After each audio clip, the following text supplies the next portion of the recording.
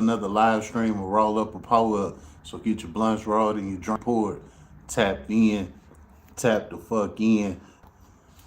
What's that word, Bird? Tap in, tap the fuck in. All right, where you at? Where you at? Tap in, tap the fuck in. What we here on today, Mr. Roll Up? I want to tell y'all about these 2 county jails that I've been at. And it was this close to going down, but it didn't happen. Tap in, tap the fuck in. My bad. Y'all know I'm always running late, you know what I'm saying? Like I said before, I'm gonna be late to my funeral. Depending on who show up, I might not even show up. Tap in, tap the fuck in. What I gotta say about these 2 jails. Man, look, niggas be banging hard, you know what I'm saying? And this was some gang banging shit from both jails that I'm about to talk about. Tap in, tap the fuck in. Man, listen, y'all be thinking that jail is a party. That shit really is a fight for survival. Tap in, tap the fuck in. These guys, they be getting locked up, man, and they don't know what the fuck is ahead of them until they get there. Tap in, tap the fuck in. By the time you get there, it's already too late. All you can do is strap up and get with it. Tap in, tap the fuck in. All right, let's go ahead and get into it, right? Okay. So the 2 jails that I want to tell y'all about. We got Macomb County Jail and Wayne County Jail, right? Now, I done did the comparison with Oakland County Jail and Wayne County Jail. Now I'm gonna give y'all Macomb County Jail and Wayne County Jail. You feel me? What's Macomb County? Macomb County literally borders Oakland County. So right where Oakland County ended, Macomb County pick up at. You know what I'm saying? Pat guy, what's the deal? Tap in, tap the fuck in. All right. Now, like I was saying, you know, with Macomb County, it pick up when Oakland County drop off at. So Oakland County drop off about DeQuinda Road. You know what I'm saying? At the DeQuinda Road going east, all it is Macomb County. You know what I'm saying? So with hold up real quick. I attach what's the deal? Can say Hachima G, what is that? I don't know what that is. Everybody tap in, tap the fuck in. All right. So again with Macomb County, it's a bunch of cities in Macomb County. You got Warren, you got damn Sterling Heights, Fraser,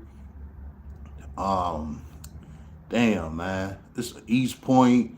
You got a lot of cities in Macomb County. You know what I'm saying that I can't even really think of right now. Harper Woods, Grosse Point. No, I think Grosse Point, Wayne County. You know what I'm saying? But it's a lot of cities back there. Roseville, shit. What else, man? I can't think, but it's a lot of cities in Macomb County. You know what I'm saying? But anyway, I got in trouble out there in Macomb County a couple of times. And the trouble that I got into out there, I was driving on a suspended license. You know what I'm saying? I ain't never caught no cases out there, none of that type of shit. It was just suspended license cases. You know what I'm saying? Nah. With that being said, I'm out there riding around in a county with a suspended license. You know what I'm saying? So I get flicked, you know, go to jail and shit, right? When you go to jail, they give you a court date. You know what I'm saying? Like for like driving on suspended. So if you driving on the suspended license, they take you to jail. You'll be out of jail the next morning. You know what I'm saying? the judge gonna release you on a personal bond, let you out the door. What they gonna do is they gonna give you a court date until you come back to court. So basically, you gonna have to pay them and all of this shit. You know what I'm saying? Well, me, I would never go to court. You know what I'm saying? So I was just racking up warrants on top of what I already owed type shit. You know what I'm saying?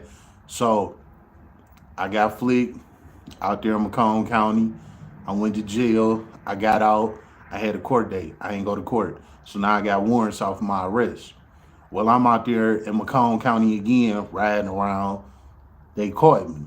This time I got warrants, so I gotta go to jail now. You know what I'm saying? Like, this ain't no get out tomorrow morning. Ain't no sit in the police precinct overnight, see the judge in the morning, go home from there. Like, nah, this is go to the county jail now. You know what I'm saying?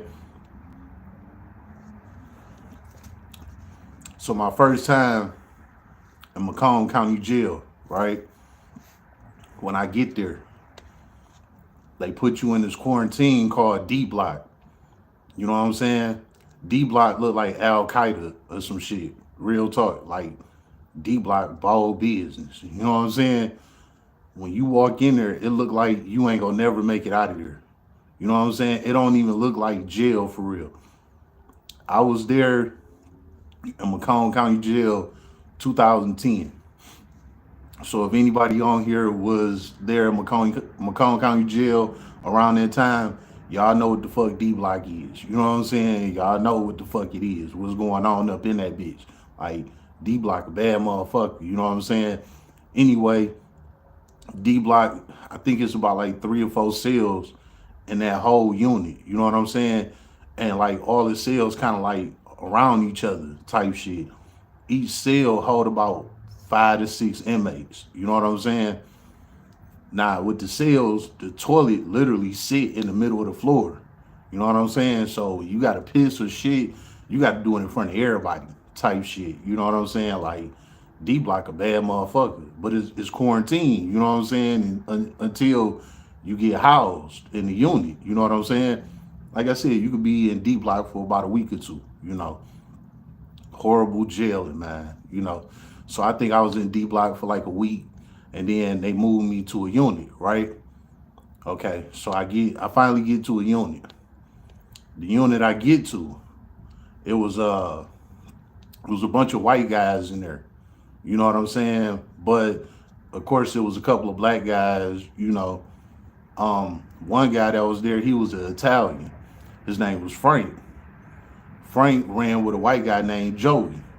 Frank and Joey, best friends. You know what I'm saying? When I first got there, Frank and Joey got cool with me type shit. So mind you, all 3 of us, we all 3 different races. One Italian, one white, I'm black. You know, we quickly became boys. You know what I'm saying? Now, they was from that county, Macomb County.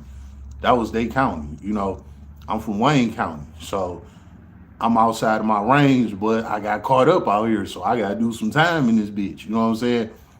I think I only had maybe like 30 days or something. You know what I'm saying? I ain't have a lot of time to do, but I had some time to do. You know what I'm saying? So by the time I got up there to my unit, I probably had about 2 more weeks left. You know what I'm saying? Short time like a motherfucker, but I'm about to jack wreck and I'm about to get to it. You know what I'm saying? All right.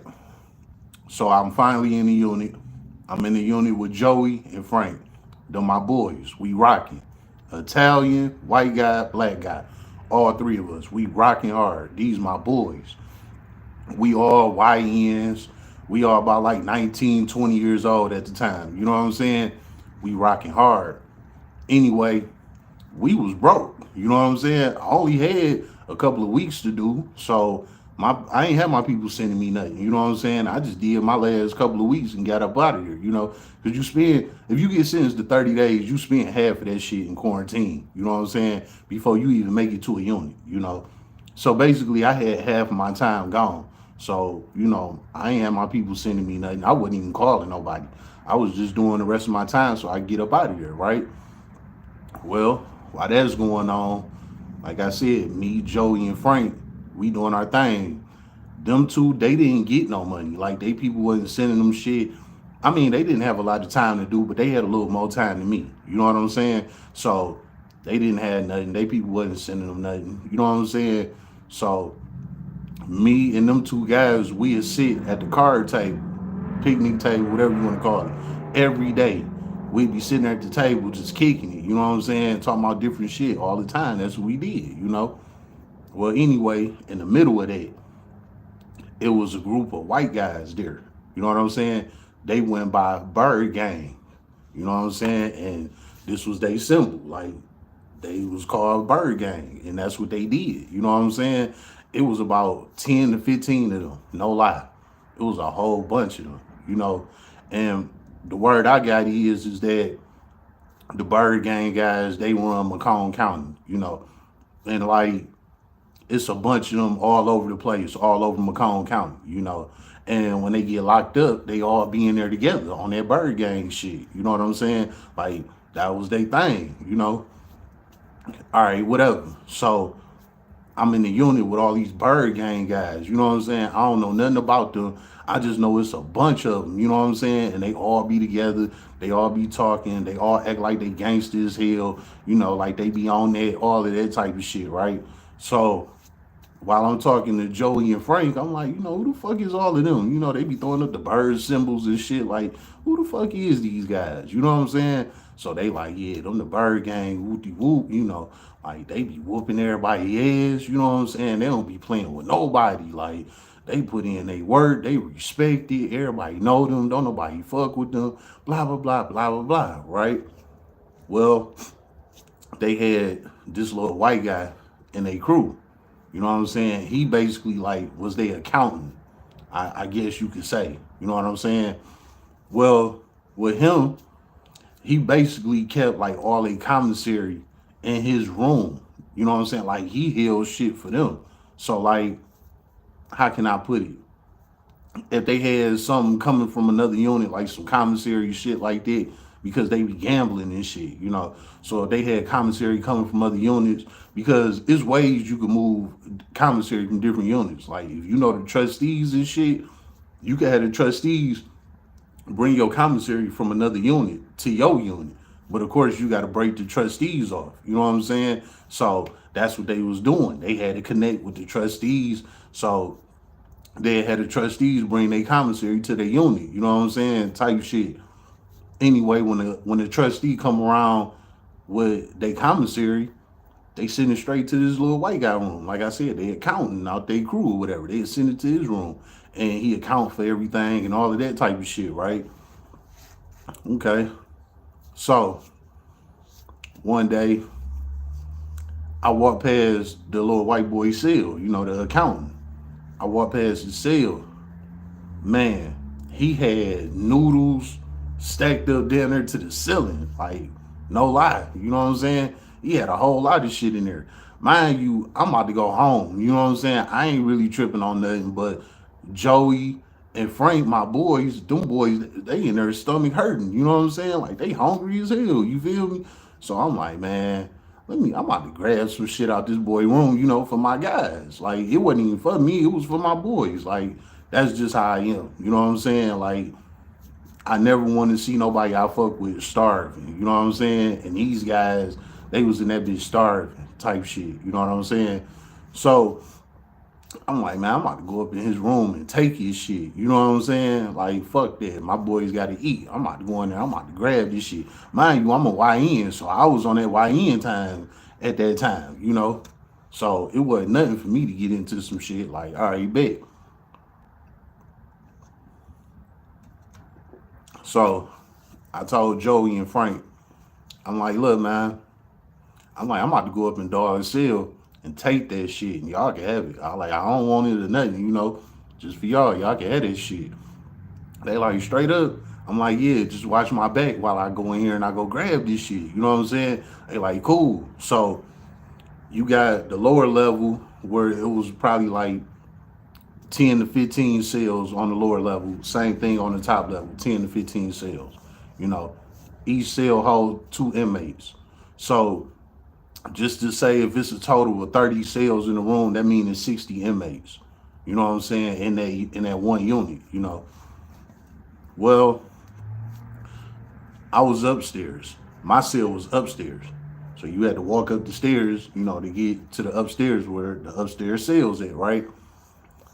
I told Joey to sit on the steps and watch us because the accountant guy, his cell was on the bottom tier. You know what I'm saying? And most of the Birdgang guys, when they do their meetings, they always do their meeting upstairs. You know what I'm saying? In somebody's cell. It'll be 15 of them in one cell doing their little meeting and shit. You know what I'm saying? So basically, I caught them one day doing a meeting. So I told Joey, I'm like, look, sit on the stairs. I'm gonna run up in dog room and go grab this shit. I told Frank to keep his eyes on that cell. So I got Joey sitting on the steps watching everybody like around the bottom tier, you know, to make sure ain't nobody watching me going to cell. And I got Frank watching the upstairs tier to make sure ain't none of them bird guys gonna come out the cell while I'm going in this dude's cell. You know what I'm saying? Well, why I got the eyes on both tiers, top tier and bottom tier, I go in dog seal. You know what I'm saying? While I go in there, I get to grabbing shit. You know what I'm saying? I'm grabbing shit, fucking zuzus, wham wham, noodles, you know, summer sausage, cheese, jalapeno peppers, all of that type of shit. I'm gathering up everything. I got both of my hands full of shit. You know what I'm saying? I'm about to walk out this cell with all of this shit, right? Man, hell nah. Dude from the next cell, he was rolling with the Birdgang guys. You know what I'm saying? Little did we know, he was real quiet, but he was rocking with them on the low on some other shit. You know what I'm saying? So he seen me go in the accounting cell type shit. You know, when I went in there, I grabbed the shit, I walked out. I go to get him the shit. You know what I'm saying? I'm handing Frank over the shit. While I'm doing that, Frank running his cell. You know what I'm saying? While he do that, the dude from the next door come out the cell. Hey man, I seen you up in there. What was you doing up in there? Woo woo. I'm like, man, I just seen the pencil on the table, man. I was just trying to grab that pencil. I need to write something down. You know what I'm saying? Like, I made up a lot real quick. You know what I'm saying? Dog, like, nah, man. You was in there doing something you wasn't supposed to be doing. Hey, Birdgang. This is what he did. He hollered them out. Birdgang. They came from the cell that they was at upstairs. You know, they looking out the cell. The guy like, hey, come down here, man. He in your cell, blah, blah, blah. Dude, straight snitched on me. You know what I'm saying? I'm like, damn, straight up. So here come all them Birdgang motherfuckers. They all come rushing down the stairs. They like 15 deep. You know what I'm saying? No lie. So they all surrounded me and shit. I ain't even gonna hold you. Joey and Frank, they did. Like, they didn't want no smoke. You know what I'm saying? But I'm gonna be real about that. They wasn't cut like that, no way. You know what I'm saying? They really wasn't, you know. So I'm not surprised that, you know, they ran on me. You know what I'm saying? Plus, they was already scared of them Birdgang motherfuckers anyway. I just fucked with them because they fucked with me. You know what I'm saying? But when shit got real, they wasn't on nothing. You know what I'm saying? So they smoked me. You know what I'm saying? Left me with all these Birdgang motherfuckers.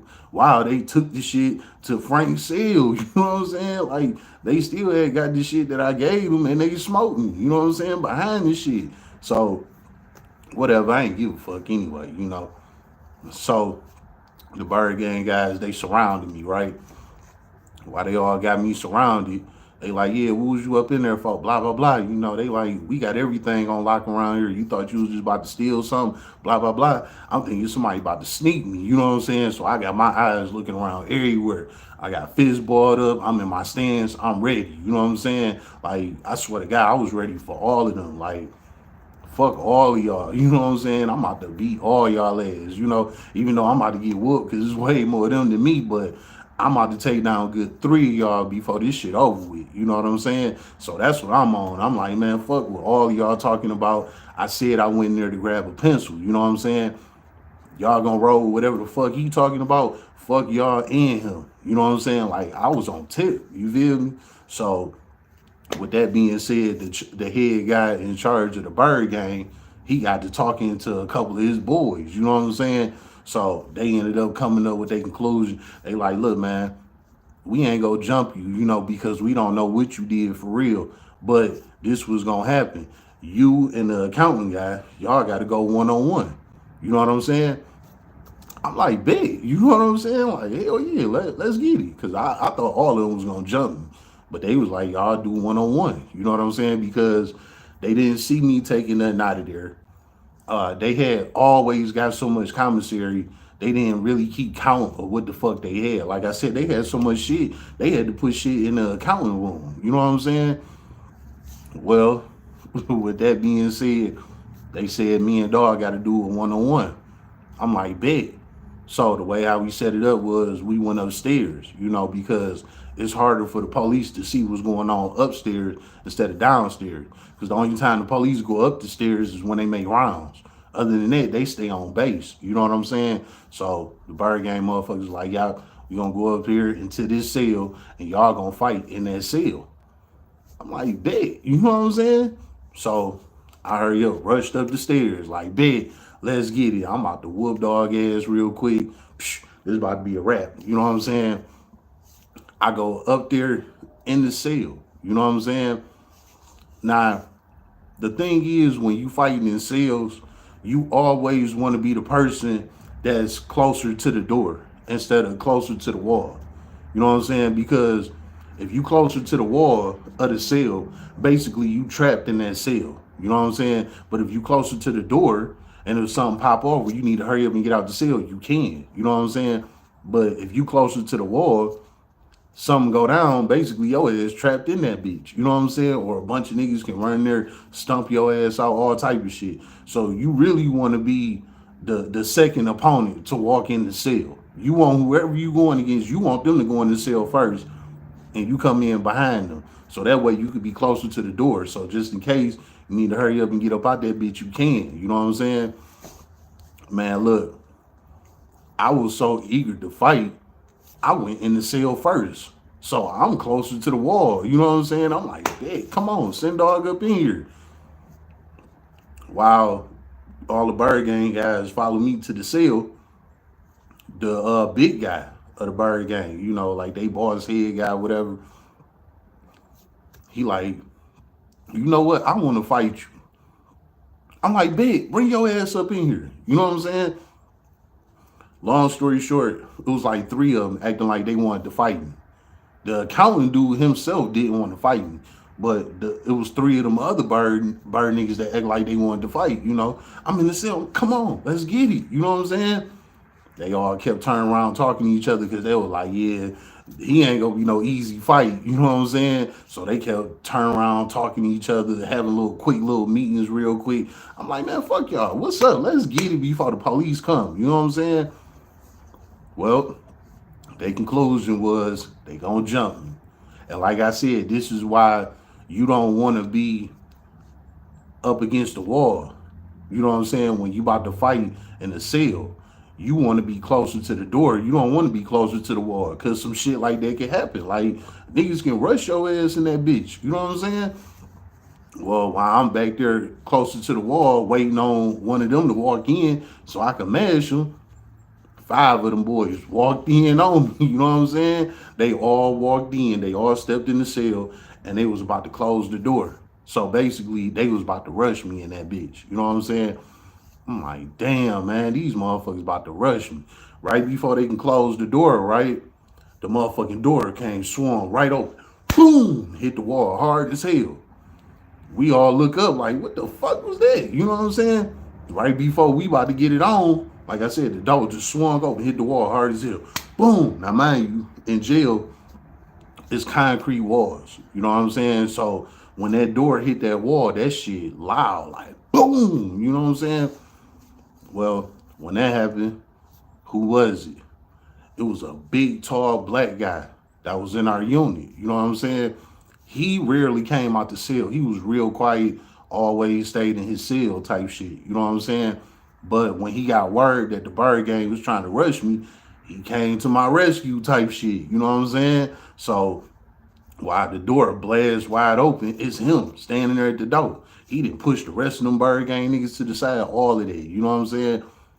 He stepped right in the cell with us.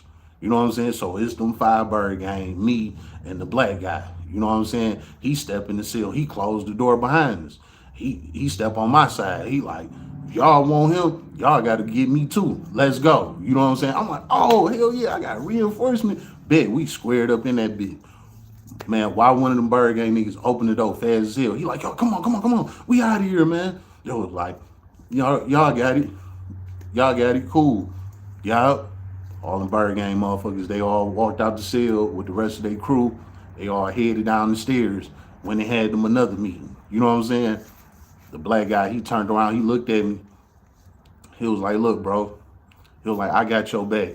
You know what I'm saying? He was like, your boys ran on you. You know what I'm saying? He was like, fuck them. He like, just know, if they try something on you, I got your back. You know what I'm saying? Me and him slap fives. I'm like, man, that's love, bro. Whoopty whoop. Mind you, I don't know who this guy is. You know what I'm saying? He just came out of nowhere and saved me type shit, you know?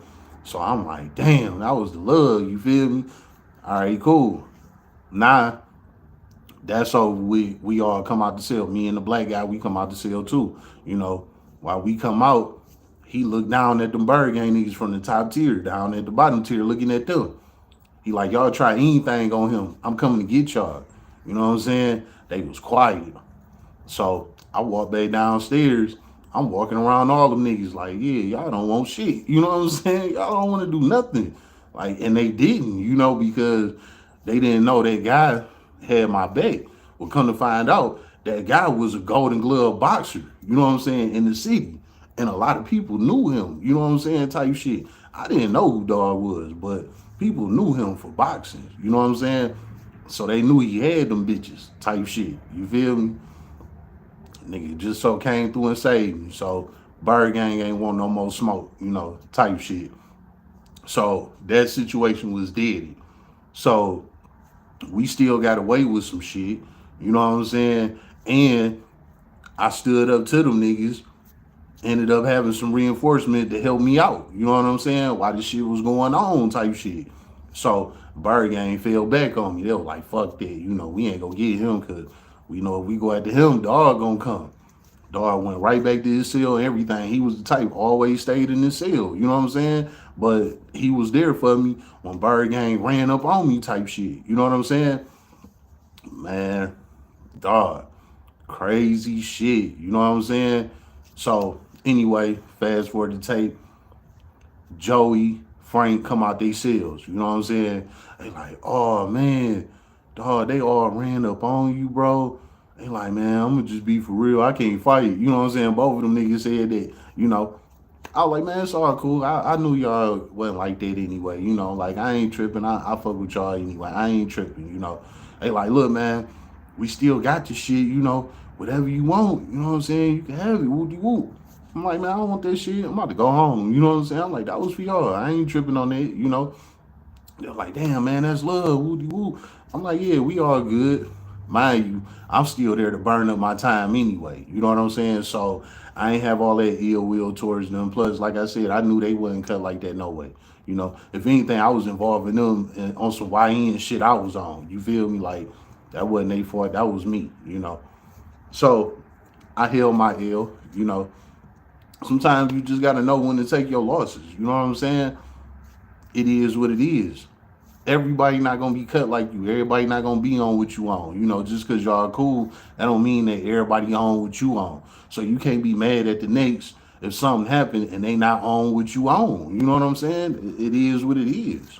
So I was cool with it. I let this shit ride. Whatever, man. Let me finish the rest of my time. I'm about to get up out of here, you know, type shit.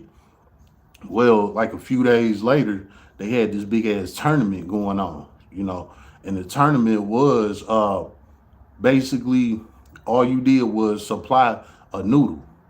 Everybody that wanted to play in this tournament had to supply a noodle.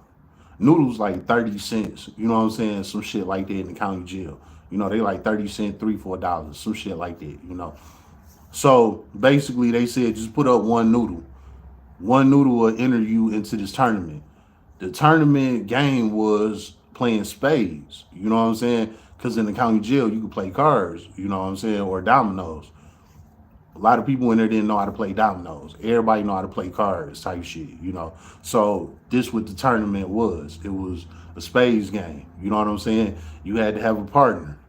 And you played against all these other people during this tournament match, you know what I'm saying? Everybody put up a noodle. So if 30 people played, that was 30 noodles.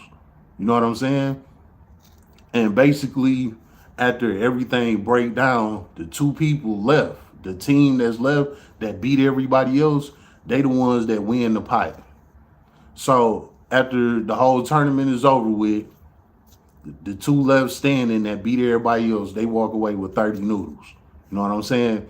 So that's how the tournament was. They was gearing us up, everybody in the unit, like, hey, we about to start this tournament on such and such day. You know, just something to burn up time, put a little commissary in your locker, you know, shit like that. So we like big, you know what I'm saying? We gonna jump in that shit too, cause we always, you know, played spades with each other. We had another little white boy with us too, but he was in and out. Like he played with us when we played spades, but you know, off the spades table, he really ain't fuck with us. He just fucked with us on the spades shit. So that was our four people that played spades. You know what I'm saying? Me, Joey, Frank, and the other little white guy. You know what I'm saying? So I'm telling them, I'm like, look, you know, y'all got the shit. You know what I'm saying? Like, go ahead and put up a couple noodles so we can get in this motherfucking game. You know what I'm saying? So they like, all right, big. You know, everybody put up a noodle. So it was four of us. That was four noodles that went into that pot. On top of all of the other guys that was in the unit that was in on this tournament too. You know what I'm saying? So it was like 30 to 40 noodles. It was something like that. Damn noodles piled all the way up on the wall. You know what I'm saying? For whoever won the tournament, the noodles was for them. So by this time, Birdgang, the end of the day beef with me, all of that. You know what I'm saying? Now we on some, hey, let's get this tournament shit going. That's just how quickly things change in jail. You know what I'm saying? And like I said, they couldn't prove me actually taking anything, you know what I'm saying? And I played it like, hey, I went there to get a pencil, you know? So they really couldn't label me as a thief or none of that shit. Like they didn't know, you know? It was just some fluke shit, you know? Anyway, the tournament go on. We in the tournament. Me and Frank was on teams.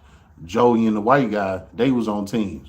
Well, they got eliminated like around the third round or some shit, you know? Me and Frank, we went all the way to the end. We was the last ones, you know, up against the last team. Man, we lost the last damn hand, you know, because it was like rise and fly. So we played three hands, you know what I'm saying?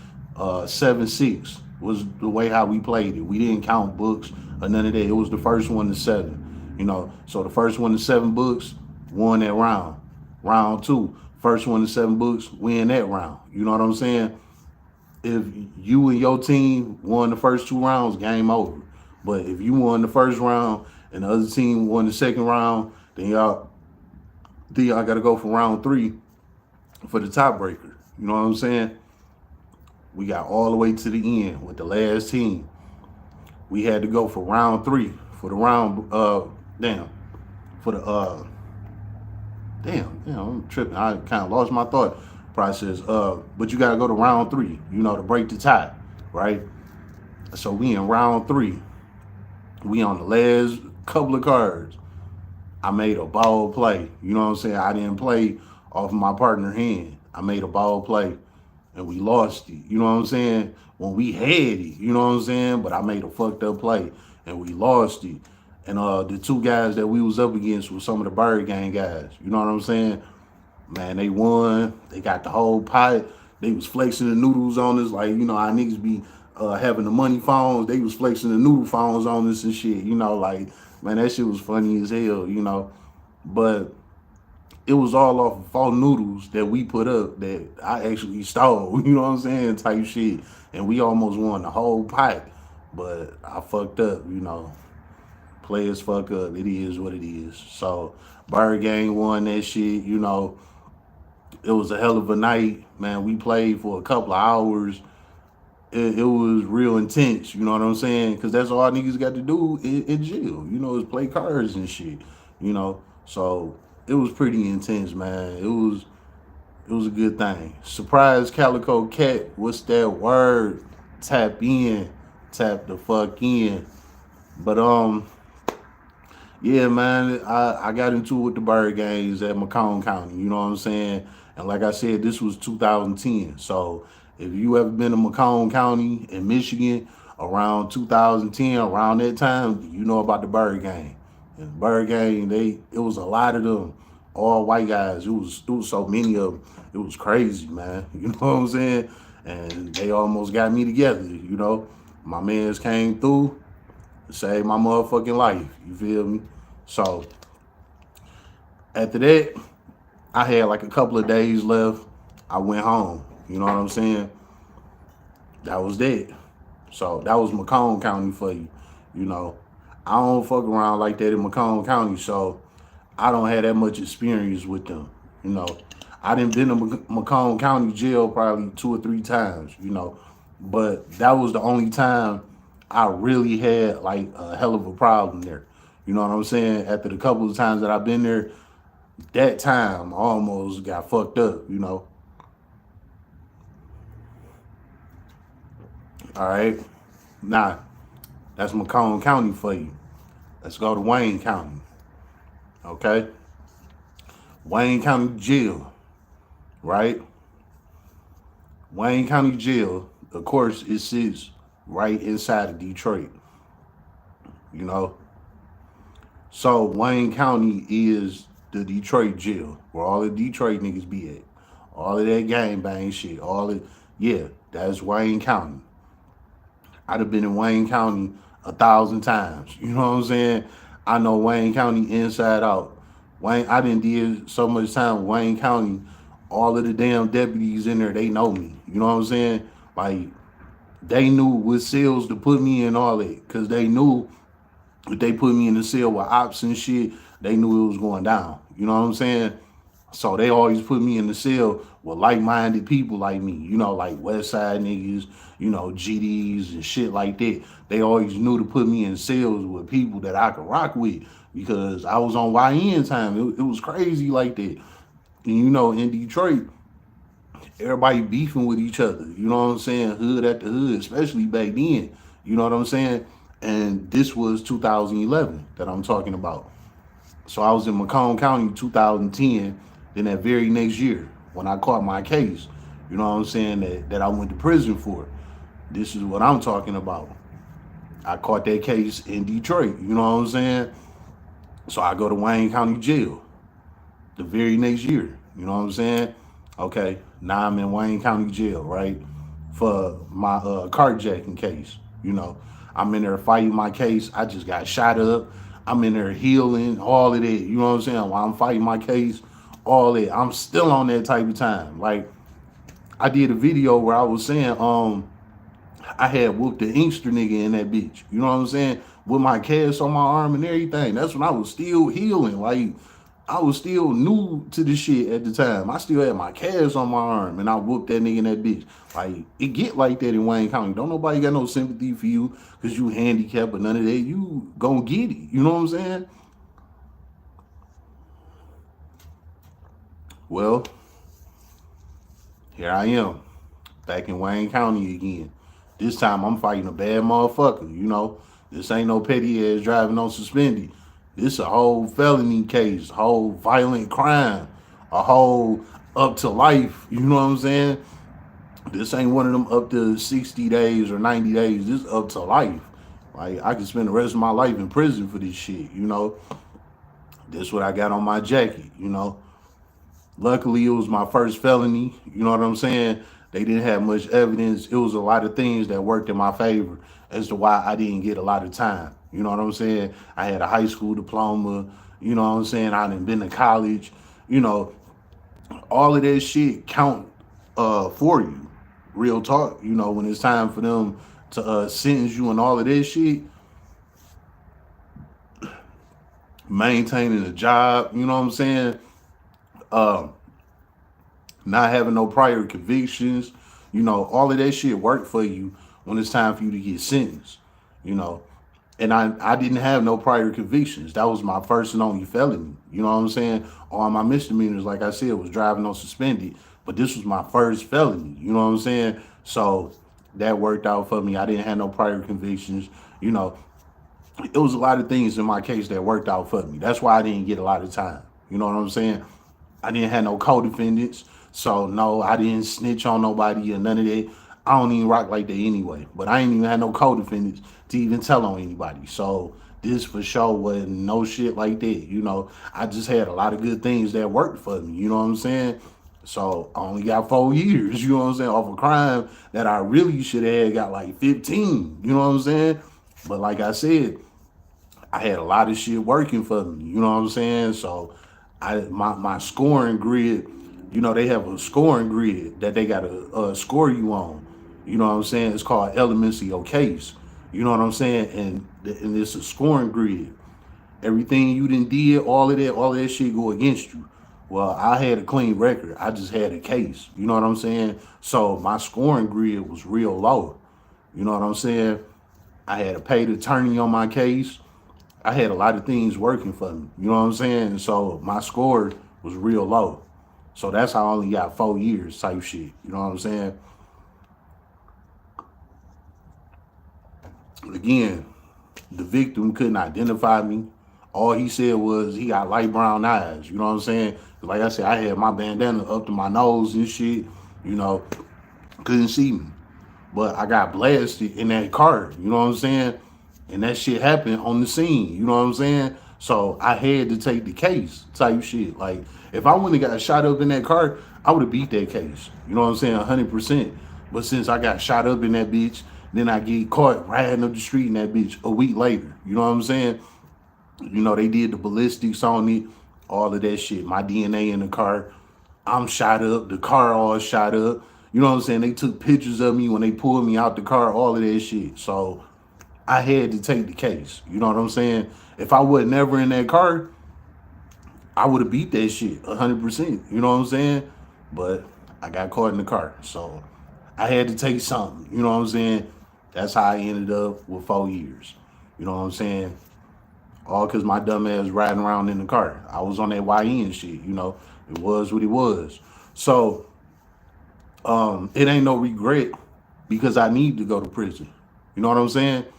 You really don't hear too many people say shit like that. But I'm going to keep it a buck. I needed to go there. You know what I'm saying? I needed it. Like, I was out of control. I didn't give a fuck about nothing. I was really a crash out way before all this internet shit got to talking about crashing out. I was one of them, literally. You know what I'm saying? Like, real shit. I was an original crash out. King Dave, what's the deal? Tap in, tap the fuck in. D Jordan, what's the deal, my boy? Tap in, tap the fuck in. But yeah, man, I was crash out for sure back then. Like, I ain't even fuck about nothing. You know what I'm saying? I was on YN time before YN was even a thing. But anyway, now I'm in Wayne County Jail fighting this bad motherfucker. I don't even realize how bad this case is. You know what I'm saying? I'm thinking I'm about to get a petty ass theft or some shit. Nah, nigga, I'm up against a carjacking. You feel me? Like, shit was real. So I'm like, damn, like, what the fuck? How the fuck I'm gonna get out this shit? You know what I'm saying? Now, Wayne County Jail, it got two sides. It got a new side and an old side. So basically, the old side was the original jail, with the original cell bars and all of that shit. That's the old side of Wayne County. They ended up building a new building, and they called it the new side. You know what I'm saying? The new side at that time, it might be diverse now. Actually, I heard they didn't close the old side by now. You know what I'm saying? I don't know. I ain't been there in years, but I'm just talking about from 2011. You know what I'm saying? Well, the new side was for the guys that had like petty cases. You know what I'm saying? That was about to go home soon. On the new side, everything was new. It was sliding doors. You know what I'm saying? It was a little different on the new side. You know what I'm saying? Well, when I caught that case, they evidently ain't do my paperwork right. You know what I'm saying? Because I had a violent case. I wasn't supposed to be on the new side. I was supposed to go straight to the old side. Man, they had me on the new side. That's when I ended up whooping that dude in the cell type shit. After that fight happened, with nobody in our unit tell on me. You know what I'm saying? With nobody tell. So the cops, all this shit, they came in there, they threw all of us out, they separated all of us, they moved all of us. We moved like a family, you know what I'm saying? Like, it might have been like 10 inmates, you know what I'm saying, in that unit that we was in. It might have been like 10 of us. Everybody was going home. So I thought my case was petty because I'm on the new side with all these guys that's going home. You know what I'm saying? Nigga, I'm about to go to prison for real. You know what I'm saying? Little did I know, you know. Anyway, I got into it with the Inkster nigga in there, you know. Inkster is a little bitty ass city outside of Detroit. Just like I said about Pontiac. Pontiac, the little ghetto city out there in Oakland County. Inkster is about 20 minutes away from Detroit, but it's still in Wayne County. You know what I'm saying? Inkster is own little town. Inkster and Pontiac, they like the same ghetto ass cities, just two different places. You know what I'm saying? So they put an Inkster nigga on our rock. You know what I'm saying? We all Detroit niggas. Just the only Inkster nigga on our rock. Long story short on all that, he kept getting into it with one of my little homies. You know what I'm saying? I put the beats on his ass. After I did that, the police ran in there. They had to drag his ass up out of there. While they was doing that, they trying to get the guys in the cell to snitch on me. You know what I'm saying? Because they didn't see on the camera who whooped them. They just, when they came in there, the nigga was on the floor, knocked out, blood everywhere. You know what I'm saying? With nobody tell. So they broke all of us up, right? They broke us up. They sent me to the old side, right? Now I'm on the old side where I was supposed to be at. You know what I'm saying? So now they put me where I rightfully should have been at, type shit. The old side consists of everybody that had high ranking crimes, murders, carjackings, armed robberies, home invasion ones, murder for hires. You know what I'm saying? Attempted murders. You know, all of that type of shit. All them guys, they go to the old side. You know what I'm saying? The old side is hard jailing, like literally. You know what I'm saying? Like, I can sit here and explain that shit to y'all all day and y'all still won't get it. But it's real life hard jailing on the old side. You know what I'm saying? And all the guys in there on some gorilla shit, big ape ass, scary looking niggas. You know what I'm saying? Like, it's completely different from the new side. Like, crazy as hell. These guys that you will see on the old side, them guys that's like them, like the type of guys you would never see out here in the world. You know what I'm saying? Like, them guys was captured to go to prison. Like, they needed to go to prison. You know what I'm saying? If you get what I'm saying. All right? Now, I done told y'all before, you ain't heard a man cry until you heard a man cry for his life. That's where I started hearing men cry for their life on the old side. You know what I'm saying? Because that's when that dose of reality kick in over there. You know what I'm saying? Like, you on the old side, it's like, man, you can forget it. 9 times out of 10, you about to do some time. You know what I'm saying? Like, it was just set up like that. You feel me? Like, when you go to court, if you on the old side, you got to walk through this like underground tunnel to get to court. On the new side, the court is on the same side as the new side. So you just go down the elevator and shit, boom, you in court. You know what I'm saying? But the old side, you gotta like walk through this little underground tunnel. You know what I'm saying? Because the old side jail is on the across the street from the court. But they can't walk you outside, you know what I'm saying, in cuffs and all of that shit. Beating scared people and all of that, you know what I'm saying? So they got an underground tunnel they walk you through, so can't nobody see you. You know what I'm saying? Man, when you walking through that tunnel, it's all type of rats, roaches, all type of shit, all through this tunnel. And it's a long ass tunnel, you know what I'm saying, to get to across the street to the courthouse. You know what I'm saying? It's a long ass tunnel you gotta walk through. Everybody that been to Wayne County Jail, that done been on the old side, y'all know what the fuck I'm talking about. You feel me? It's like some old scared straight, you know what I'm saying, death row type shit. Like, real talk. You know, you literally see the rats running. They running down the damn hallway with you, like type shit. You know what I'm saying? And the police, they so used to it, like, it don't even bother them. So you as an inmate, you can't let it bother you either. You know what I'm saying? You watching all these damn reds run down the hallway with you. You know, like, that shit bogus as hell on the old side. It really is. You know what I'm saying?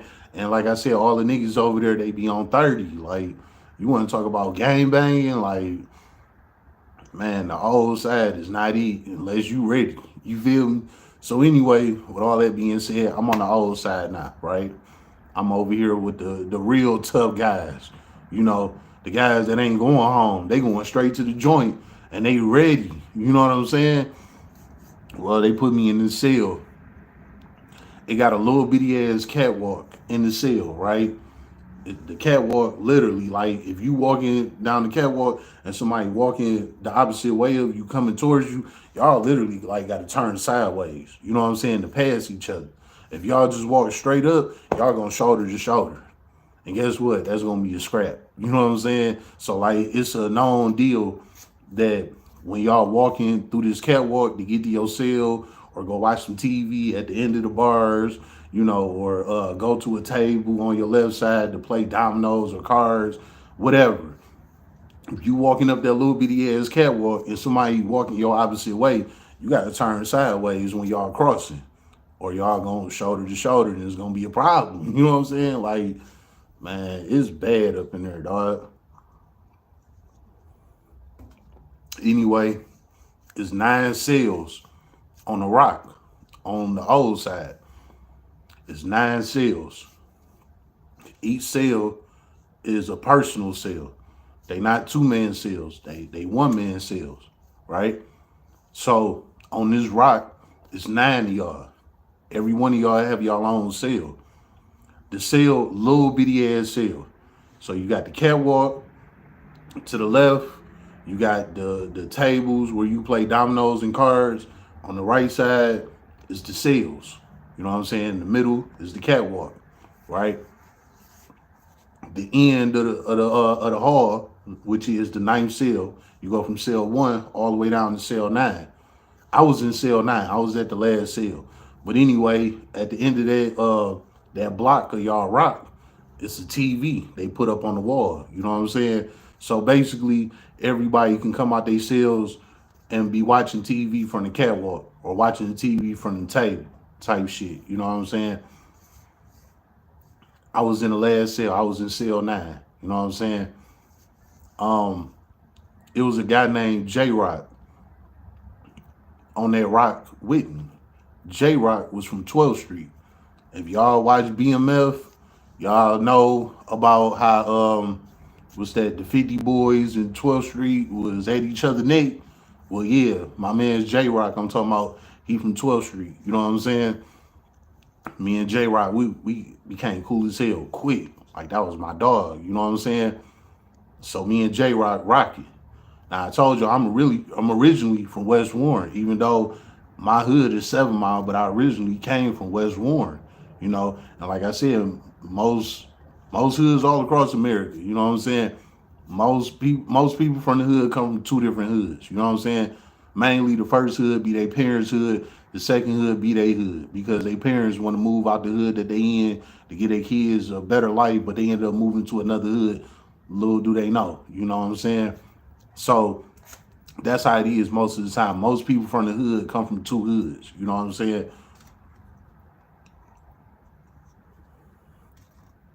So, you know, the whole time I'm in there, of course, I'm ripping both my hoods. You feel me? Type shit. Well, 12th Street and West Warren got a connection like that. You know what I'm saying?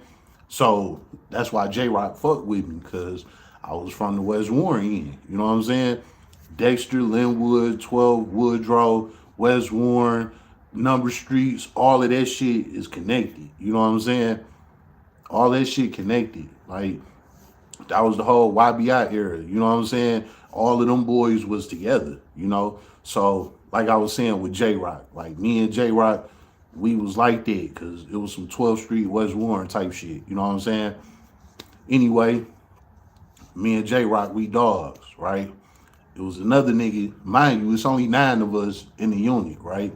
So it was another nigga on the rock. His name was North End. North End is a little bitty neighborhood that's like off of Woodward Avenue, closer to downtown Detroit. It's kind of like Midtown Detroit. It's called North End. That's a whole nother little neighborhood that a lot of people don't talk about. But North End about that light too. You know what I'm saying? So anyway, bro, that was from North End. He was in there. I'm gonna get back to him. I'm bringing him up for a reason. Then there was another guy named Squirt. Squirt, he was from Schoolcraft. I done told y'all about Schoolcraft. How Schoolcraft and Brightmo used to always bump heads. You know what I'm saying? The nigga Squirt, he from Schoolcraft. You know what I'm saying? All right? That's a West Side hood. You know what I'm saying? Schoolcraft a West Side hood. Now, this other guy I'm naming, his name Bud. Bud was from East Warren. East Warren, they all Crips. Everybody from East Warren is all Crips. You know what I'm saying? Now, the East Warren Crips, they had a crew back in that time, 2011. They had a crew called Bosshog. You know what I'm saying? Bosshog East Warren boys. They all cripped out. You know what I'm saying? Boys about their life. You know what I'm saying? And they was getting money. I heard about them in the streets, but I didn't know them. Mind you, I'm from West Warren. Now, West Warren and East Warren, we don't got no connection. Even though it's the same hood, you know what I'm saying? And Woodward pretty much split us, but we didn't have no connection. You know what I'm saying? West Warren was the GDs, East Warren was the Crips, but we didn't have no connection. You know what I'm saying? Like, it was just wild like that. We just didn't have no connection with them. So anyway, with that being said, you got Bud from East Warren. He rocked with Squirt, because Squirt was dick sucking him, because Bud was well known out there. Like I said, the Bosshog niggas, they was getting money.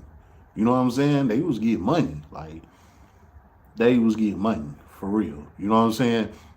Squirt knew about them. So while we was all in this cell together, Squirt was dick sucking Bud, because Bud was a prominent member, you know. Man, Squirt dick sucked the fuck out that nigga. You know what I'm saying? But anyway, Squirt was in there on his 12th murder. Yeah. Like how y'all be hearing all these niggas got all these hats and all that shit. Squirt was real like one of them niggas that had all them hats. Real talk. And he showed us his paperwork. That nigga had beat 11 murders. I never heard it, but he beat 11 murders. Squirt was the nigga that told me murder is the easiest case to beat. If it ain't no witnesses, case beat. You know what I'm saying? You know, and you know what I mean by that. I ain't about to go into depth with that, but you know what I mean. So Squirt was like a master at murders. You know what I'm saying? Up until he got to this 12th murder, right? But he was in there because of his homeboy named Marty, right? Mind you, they boss hogs. You know what I'm saying? What happened was Bud had a little sister. His little sister was dealing with a guy, right? The sister and the guy, they together doing their thing, right? Well, the guy that the sister was with, he was abusive to women. So he used to beat her ass type shit. You know what I'm saying? This was one of them days he whooped her ass. So the sister called Bud over there. You know what I'm saying? Bud and Marty pulled up. Marty had the gun on him. Bud told Marty to buzz him. You know what I'm saying? Buzz dude type shit. Because dude was apparently walking back up on the porch to go in the house to grab a chopper. They said dog was known to keep that chopper on him. And when he got into it with Bud and them when they pulled up, he was apparently walking back into the house to grab the chopper. So Bud telling Marty, like, hey, bust that nigga. He about to shoot at us. You know what I'm saying? Bud told me this story. This ain't nothing I'm making up. You know what I'm saying? I'm just letting y'all know what happened. You know what I'm saying? Bud telling Marty to bust him. Marty froze.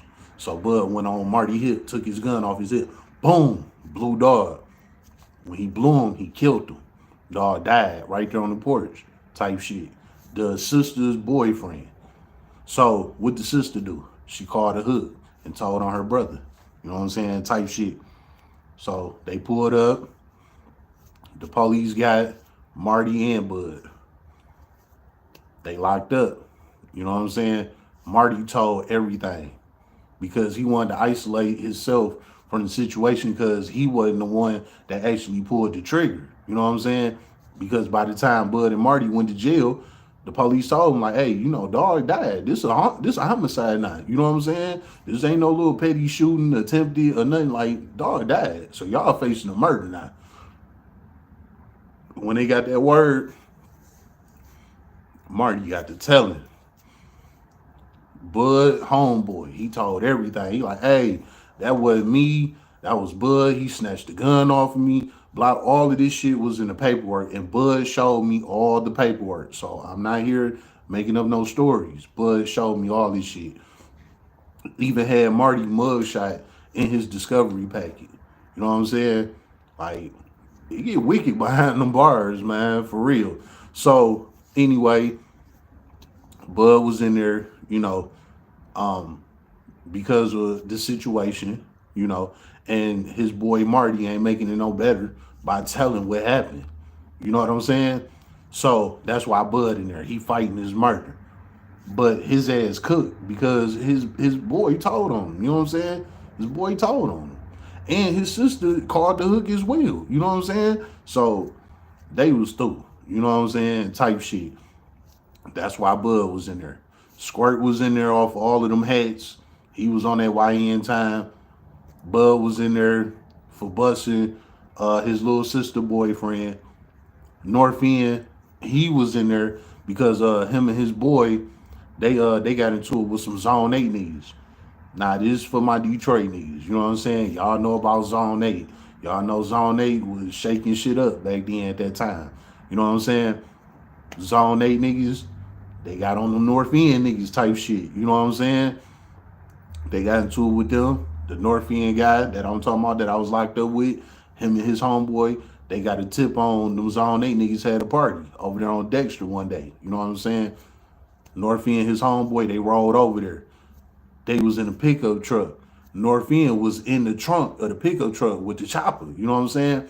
When they rolled up to the house, North End sprayed that bitch up, killed like 4 people. One of them was a pregnant woman. They was all standing out there in front of the house, drinking, smoking, having them a little house party. Well, they pulled up, North End got the spraying, killed 4 people. You know what I'm saying? That's why North End was in there. How North End get caught up? Well, license plate readers. These dummies did the hit in North End homeboy car. You know what I'm saying? So when they did the license plate readers, the cops ran up on the homeboy. Boom, they took the homeboy in. The homeboy instantly told on North End. Oh man, he put me up to this. He made me drive over there. I didn't know he was gonna get the shooting. Blah blah blah. All of that type of shit. They went and picked up North End. Now North End got 4 murders on him. You know what I'm saying? And one of them a pregnant woman. So these is the type of guys I'm in the cell with. You know what I'm saying? On the rock with. I went from being on the new side with all the petty guys, little burglary on school buildings, larceny, trespassing, all of them little weak ass cases. I went from that to murders. You know what I'm saying? Like, turned up real quick. You feel me? So I'm over here with niggas that's about to do some time. You know what I'm saying? J Rod, he had, I forgot what the fuck did J Rod have. He had some case, but he didn't have a lot of time. You know what I'm saying? But anyway, me and J Rod, we rolling. So you got North End, Squirt, and Bud. All 3 of them, they was rocking real hard together. All 3 of them from 3 different hoods that don't click at all. None of them 3 hoods got no type of connection at all. But in jail, them niggas was rocking. North End, Schoolcraft, and East Warren. None of them 3 hoods got no coalition at all. But they was in there rocking. Anyway, they seen me and J Rock, together like that. You feel me? Well, North End, he didn't like J-Rock. You know what I'm saying? For some odd reason. I guess 12th Street and North End might have had something going on. I don't know. You know, that ain't my side of town. Them boys, they kick back a little further than my stomping grounds. You know what I'm saying? So evidently they had some shit going on. And North End, he was already crashed out anyway. He knew he was about to go to prison for life, so he didn't care, you know. So he kept getting into it with J Rod. They ended up fighting, right? Now 100, J Rod won the fight, but North End slammed him. Boom. When North End slammed him on the ground, it was like he broke his back. You know what I'm saying? Like you heard his back crack. Like mind you, jail is cement everything. So you touch a wall or a floor in that bitch, you beating about broke a bone in that motherfucker. You know what I'm saying? So when North End slammed him, it was like game over. You know what I'm saying? Even though J Rock won the fight head up, but when North End got to slam him, it was over with. You know what I'm saying? So after the fight, me and J Rock, I'm in my cell. J Rock came to my cell. He came to sit on my bed with me. We got to kicking it. You know, I'm like, hey, bro, don't worry about that. I'm like, you whooped him head up. I'm like, he just got you. You know what I'm saying? So we talking about the shit. We laughing it off. You know, ain't tripping. It was what it was. You know. Well, while we doing that, the nigga, hold up before I go into that. Like I said, with Bosshog Bud, me and Bud, we was alright. We wasn't like homies, but we was alright. You know what I'm saying? Because he from East Warren, I'm from West Warren. Like I said, we didn't have no connection, but we both was still from Warren. You know, so we was alright type shit. Um, Me and Bud was kicking it. You know, he got to showing me all the pictures. You know, before he got locked up because he had a girl out there that rocked with him real tough because she was out there with him when he was getting all that money. You know what I'm saying? So she was sending nigga money, pictures, whatever the fuck he wanted. She was sending it. You know what I'm saying? Because Bud had her spoiled. So she was looking out for her dude while he was locked up. You know what I'm saying? So he was showing me all the pictures of the houses, the cars, you know, him and his boys on the block. Like, Bud was living. He really was. You know what I'm saying? I'm kind of sad for him that, you know, he caught that case, but, you know, it was what it was. So Bud was out there living a whole life. You know what I'm saying? He showed me all that shit. And this is exactly why Squirt was dick riding him. You know what I'm saying? Because Squirt was a bum. He didn't have nothing. You know what I'm saying? So he was leeching off of Bud. So he was dick riding Bud. So Bud would give him commissary, you know, shit like that. Like, real talk. Like, Bud was like the big meat in that bitch. Like, Bud had it. He could feed the whole rock. Every commissary, he could take care of everybody. Bud had it. You know what I'm saying? I'm not going to lie on Bud. Bud had it. For real. And his East Warren homeboys out there, they was tapped in with him too. You know, it wasn't just his girl. Like, he was straight. You know what I'm saying? Like I said, I heard about them boys in the streets, but I just never bumped into none of them. You know what I'm saying? I got my Tito's today. You know what I'm saying? This my little potion for the day. Now, y'all know me. Y'all know I don't drink all that hard liquor. You know, all that Remy and Henny and all. I don't drink all that shit no more. That shit give me heartburn. You know what I'm saying? I like Tito's because it ain't no sugar in it. It go down simple and easy. It get me fried. And there you have it. You know what I'm saying? All right.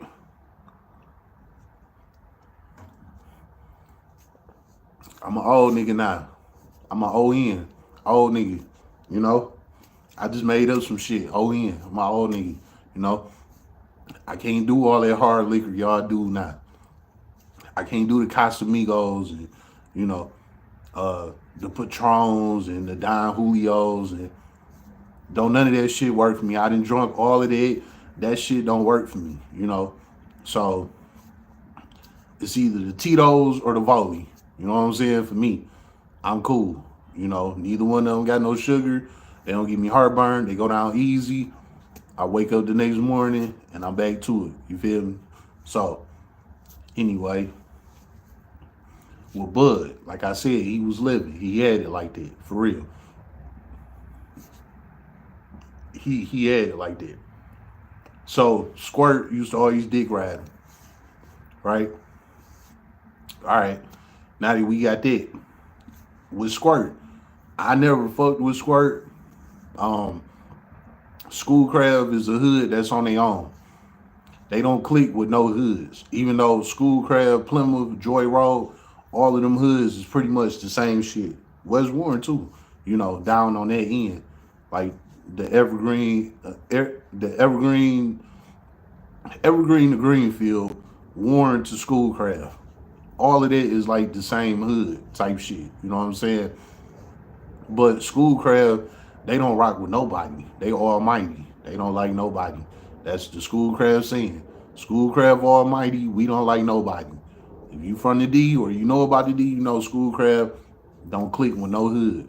Schoolcraft and Plymouth Road, they two of the most hated hoods on the west side of Detroit. Swear to God. Because they don't rock, they don't click with other hoods. They their own shit, even though they all the same hood, but they don't click together. You know what I'm saying? Like it's hard to explain it, but it is what it is. Well, anyway, now that y'all know how all this shit go. So like I said, me and Squirt, we didn't fuck with each other like that. Cause he was just from one of the most hated hoods, you know what I'm saying? Type shit. Well, of course, we all in there jailing, so everybody got to see everybody paperwork. You know what I'm saying? And this is why I said what Buzz said, it checked out. Because when you on the rock with a bunch of guys, especially in Detroit and Wayne County, they do paperwork parties. You know what I'm saying? Every time a nigga come in on that rock, paperwork party. Hey, bro, pull that paperwork out. You done been to court. You got your discovery packet. Pull that paperwork out. Motherfuckers got to make sure you ain't no snitch. Motherfuckers got to make sure, you ain't in there on no bullshit, messing with no kids or nothing like that. You know what I'm saying? Back in that time, even if you had a case against a woman, niggas to get on your ass. You know what I'm saying? Like I said, I ain't been there in a long time, so I don't know how Wayne County operate now. But back then, that's what it was. You feel me? So it was paperwork party. Every time you went to a new rock, pull that paperwork out, So, of course, I didn't mind showing my paperwork. I don't got no co-defendants, ain't none of that. Paperwork on the table, you feel me? So, everybody seen my paperwork. I saw everybody paperwork. When Squirt time came around to show his paperwork, he showed it. And on your discovery packet, it showed all of your past history. You know what I'm saying? And that nigga had literally 11 past murder cases he beat. Like, murder 1, acquitted. Murder 1, dismissed. You know what I'm saying? Like, he beat all them bitches. Like, crazy. Hung juries. That nigga beat all of his murders all kind of ways. You know what I'm saying? Like, Squirt was a master with the murders. Real talk.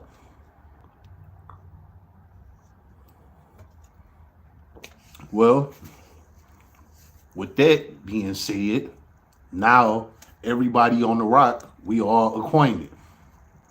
The other 4-5 dudes I didn't name, they was lames. That's why I didn't name. I just named the guys on that rock that was on something. You feel me? Nah, with Squirt and Bud being homeboys like that, you know what I'm saying? If Bud needed something or wanted something done, Squirt would do it. So it was one of the guys on the rock with us. He was like a Jamaican/Haitian guy or something. Squirt didn't like the guy. Bud got into it with the guy one time over the phone. Because it's only one phone on your rock. You know what I'm saying? So if it's 9 of y'all by one phone. So y'all got to figure that out. You know what I'm saying? Well, this guy, he wouldn't get off the phone. Like, he'd hang that bitch up, and call back. You know what I'm saying? And that's cool. You can call back like 2 or 3 times. You know what I'm saying? You can get like a good 30, 45 minutes to ride on the phone before somebody else need that bitch. Like, all right, hang that bitch up. You know what I'm saying? Somebody else need it, you know? Some cases you would get a whole hour, you know, before somebody say something. But after that, you just keep hanging that bitch up and keep calling back. Nah, people getting on your ass. You know what I'm saying? And like I said, Bud, he was running the phone because he had the bag. You know what I'm saying? And Squirt wasn't trying to fuck that up. You know what I'm saying? For Bud type shit. So when Bud would complain about the Jamaican guy being on the phone all the time, that's when Squirt said he got to step up because Bud got a problem. And Squirt ain't about to let that happen. You know what I'm saying? So, mind you, all of this is in between the fight between North End and J Rock. You know what I'm saying? While this is going on, this nigga Squirt they ended up knocking out the Jamaican that was on the phone and shit. You know, Squirt waited till he got off the phone.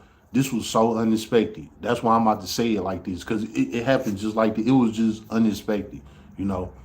So it was one of them times we all had to lock down, you know. As soon as we locked down, they let us back out. Maybe like an hour later. You know what I'm saying? When they let us back out, we all on the catwalk. While we on the catwalk, Squirt walked right up on the Jamaican. Bow. Dropped his ass. Out cold. Out cold. Knocked him out. One hit, easy. Boom. Bro was splat gang. You know what I'm saying? After that, dog woke up maybe like 30 seconds later. You know what I'm saying? He woke up like, what the fuck just happened to me? Like, the nigga was on the ground, knocked the fuck out, snoring. You know what I'm saying? We in jail, so we all regular program. We playing cards, dominoes, watching TV. Like, hey, that nigga just got knocked out, but you know, that ain't our business, you know. So Squirt knocked him out. You know, he all big chest. Yeah, I told I don't play that. Woo, woo, woo. School crash Squirt. Woo, woo, woo. You know, after dog woke up, he ran straight to the bars. He hit the bar. If you go to the bars and you hit the bars like that, you alerting the police to come save you. You know what I'm saying? Type shit. So that's what he did. He hit the bars to alert the police to come save him. Well, the police came in there. They took him out the cell. Okay, he gone.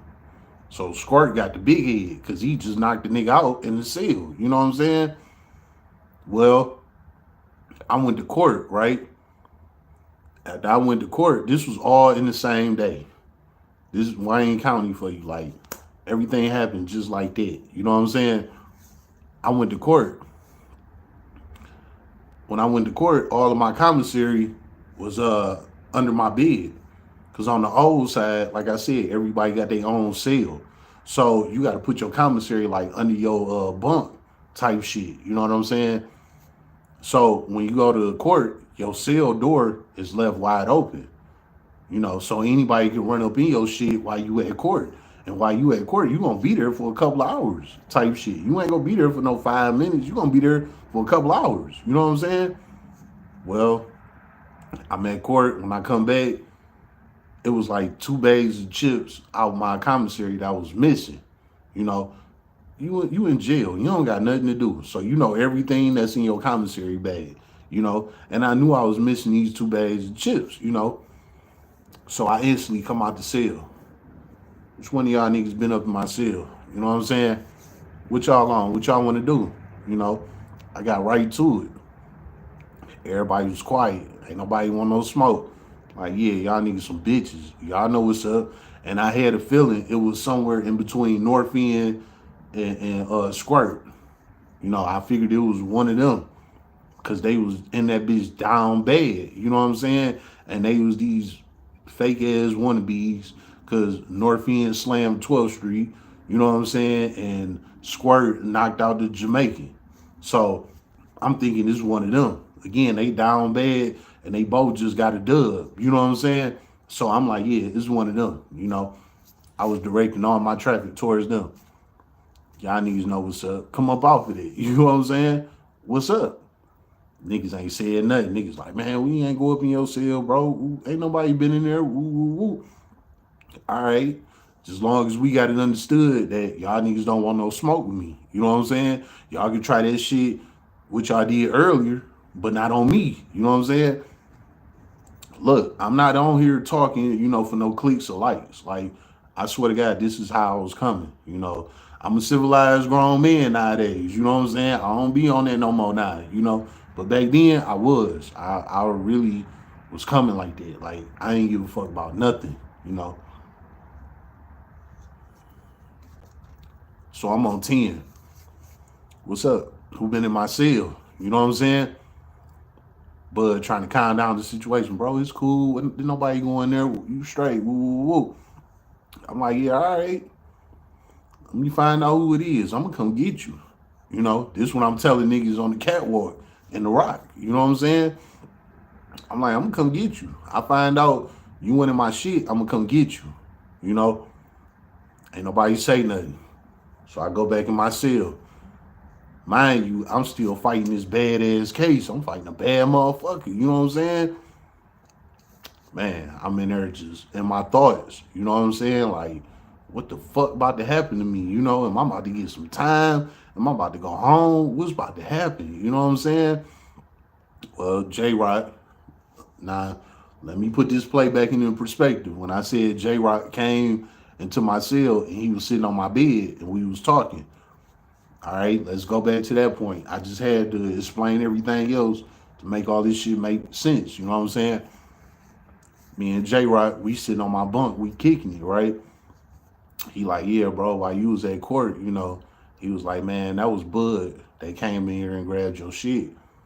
Cause like I said, J Rock was my homeboy. So J Rock told me who in my cell while I was at court. You know what I'm saying? I snatched right off the bed. I'm about to run out there and get on his ass. You know what I'm saying?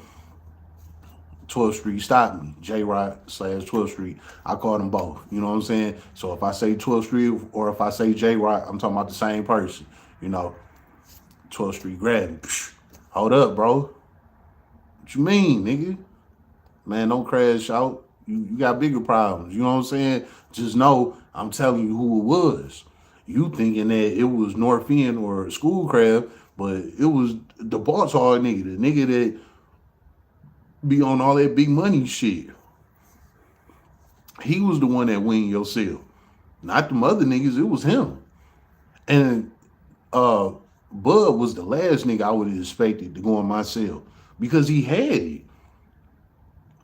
If did nobody else on the rock have it, Bud had it. You know what I'm saying? Like me and Bud, we was like the top niggas with the commissary, no lie.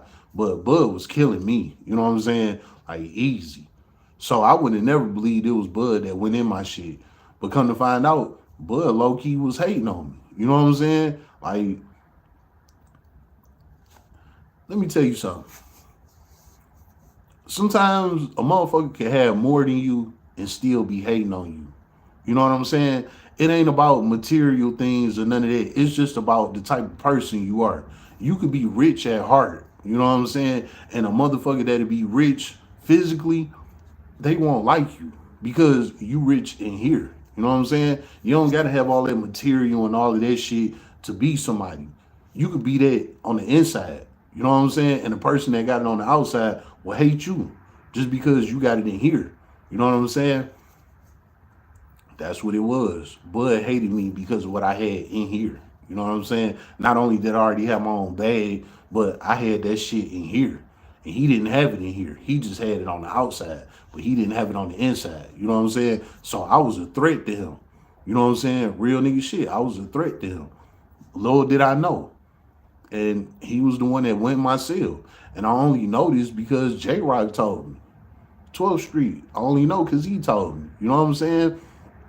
It all started making sense, because a couple of times me and Warren, damn, I'm about to call him East Warren, but a couple of times me and Bud kicked it, I could tell like he was kind of envious of the shit that I was telling him that I was on. I was on like some being free, living a good life type shit. He was on some old, oh man, just get money any way it go. Like, nah, nigga, that ain't how you live life. You feel me? That's not life. Like, nigga, you can go work at McDonald's and make a good life. You know what I'm saying? He didn't like the type of shit that I was preaching. So again, he knew I was rich on the inside. His thing was sell drugs, pimp hoes and, all of that bullshit. That's what he knew. But when I came on the opposite end, like, nigga, you could do anything to make that kind of money. You know what I'm saying? You just gotta have the discipline, to keep that shit in your pocket. You know, he didn't like how I was coming. So again, he knew I was rich on the inside, and he wasn't. All he knew was sell drugs, get on the road, slang these pills, hit these swerves. That's what he knew. You know what I'm saying? And basically, his thing was he had to rock because everybody knew he was getting money on that dealing drugs shit. But like I said, I come in there and flip the narrative. Like, man, you don't gotta have money to do that. Like, you can do a whole lot of other shit to make money. So basically, when I was preaching at the other guys, and other guys were like, damn, that makes sense. I'm breaking down numbers and everything because I'm good with numbers. Like, I can add up some shit real quick. So I'm just breaking everything down like a damn school class in jail to people. Like, nigga, you could make that if you do this and this. Woo, woo, woo. Like, who am I to be preaching? Even though I'm in there on some stealing shit too. But I'm not no dummy. You know what I'm saying? I just got caught up on some bullshit. I was on some high head shit, got caught up. So anyway, while you in jail, you don't got nothing to do but build, blah, blah, blah. This is one of them days I'm in there building with the rock, talking my shit. And I could just tell that Bud didn't like what I was saying. Because what I was saying wasn't nothing that he could preach to these same guys. All he was able to tell them was some drug dealing, gang banging shit. But I was on some old life a lot more than that. And at that time, I was still on crash all time. You know what I'm saying? But my thinking went a little further than his. You know what I'm saying? And he didn't like that. He didn't like that about me. So that was my whole point of what I was saying. I was rich on the inside and he wasn't. So he the one that went in my cell. The last person that I would have thought that went in my cell out of the 9 guys on this rock, he was the last one I would have thought went in my cell. And he was the first and only one that did. You know what I'm saying? So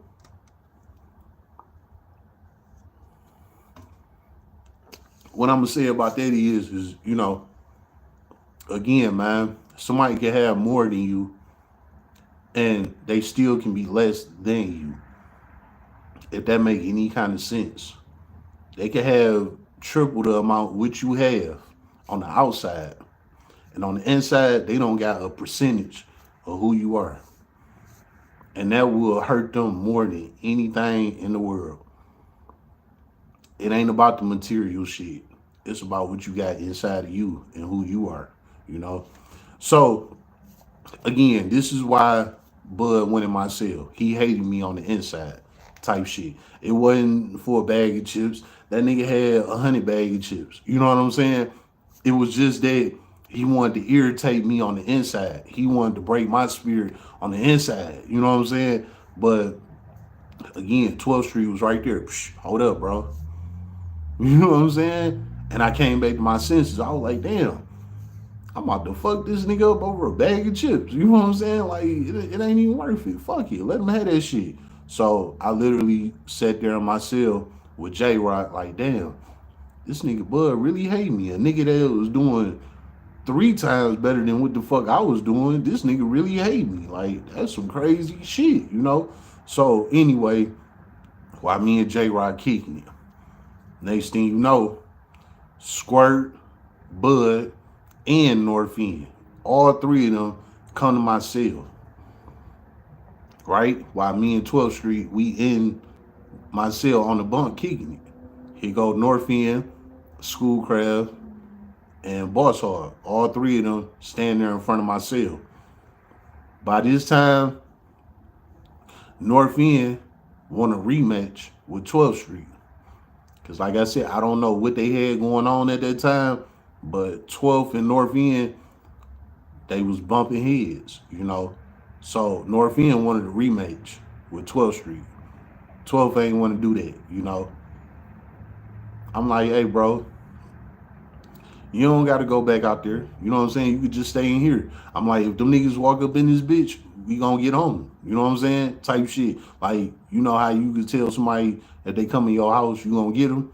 That's what it was. like we was in my house, in my cell. So it was like, hey, they step in this bitch, we gonna get them. You know what I'm saying? But they would never step in my cell. They was just outside the cell doing all that woofing. You know what I'm saying? 12th Street, he mad, like he want to run out there. I'm like, hold on, just like you stopped me, now I'm about to stop you. You know what I'm saying? Like you didn't already squabble with this nigga. You know what I'm saying? He want to fight you again. That means that he know that you real life won that fight. He just got a good slam on you. You know what I'm saying? Well, while we on that, North End trying to call 12th Street out there. While they got that going on, Squirt trying to call me out there. He like, yeah, while he get him, I want you. What? Hold on. I told Squirt, I'm like, hey, come in the cell. I ain't doing that catwalk shit with you. Come in here. You know what I'm saying? Long story short on all of that, them niggas, they didn't want no smoke. They didn't. They wanted to do that shit on the catwalk, on the camera, you know, so the police can see it. If you do it in your cell, the police can't see it in your cell. You know what I'm saying? So would neither one of them step in the cell because they know they would have got murdered. And Bosshog wasn't gonna do nothing. He wasn't cut like that. He was a little bitty, tiny ass, pretty boy nigga with light brown eyes. He looked like Usher. You know what I'm saying? He was just getting money, but he wasn't really like that. Now, when it comes to the pistol play or whatever, yeah, he might have been like that. But when it comes to them hands, he wasn't like that. You know what I'm saying? So I'm like, hey, y'all niggas can step in this cell. You feel me? Me and 12 gonna get y'all niggas together. They didn't want to do that. So we like, all right, as long as y'all stay on that side of the cell bars, we ain't worried about y'all. You know what I'm saying? Type shit. Look, right hand to God. Mind you, these guys are some real gangsters. North End, Schoolcraft, and East Warren. You know what I'm saying? These niggas some real gangsters. You know what I'm saying? But they ended up shooting a kite to the police and got me moved off the rock. I swear to God, on my kids. Swear to God. I was laying there on my bunk. That's all of this happened in the same day. Everything I'm telling you about this Wayne County shit, all this shit happened in the same fucking day. You know what I'm saying? So by that nighttime, I'm on my bunk laying down. The police came and opened my cell bar and told me to pack my shit. I'm like, for what? What the fuck going on? You know what I'm saying? They like, we moving you to another unit. What? All right, packed all my shit. I'm walking down the catwalk. I walk past J-Rock's cell. I think J-Rock was like in cell 3. You know, I stopped by his cell. All right, my dog, you know what I'm saying? I'm gonna catch you out there in the world. You feel me? And I did catch him in the world, but I'm gonna get there, you know. I'm like, I'm gonna catch you in the world, bro. You know what I'm saying? Keep your head up. They moving me. You know what I'm saying? He like, all right, bro, I got you. We good. Whoopty whoop. Walked out of there. While I'm walking out of there, like I said, all the cops in Wayne County Jail know me. You know what I'm saying? So while they transported me to my niggas Rock, I'm like, what the fuck happened? Why is y'all moving me from that unit? You know what I'm saying? They like, man, we ain't even gonna lie. They like, we got 3 kites today saying that you was the aggressor. You was the bully in there. You was basically the Debo on that rock. What? Is you fucking serious? I just came back from court. I didn't got my damn chip stole. J-Rock nigga got slammed. You know what I'm saying? These niggas on the rock talking tough. And they writing y'all kite saying that I'm the tough guy? Like, what the fuck? Them niggas shot kites. Basically, a kite is a pencil and a piece of paper. You write on the paper saying, hey, police, we don't like this guy on our rock. He too tough for us. Or, you know, he a threat. Woo, woo. And then when the police come make their round, you give them that piece of paper. They read the paper, and then boom, they come get the inmate, put them in handcuffs, all that, move you to another unit. You know what I'm saying? It's called shooting a kite.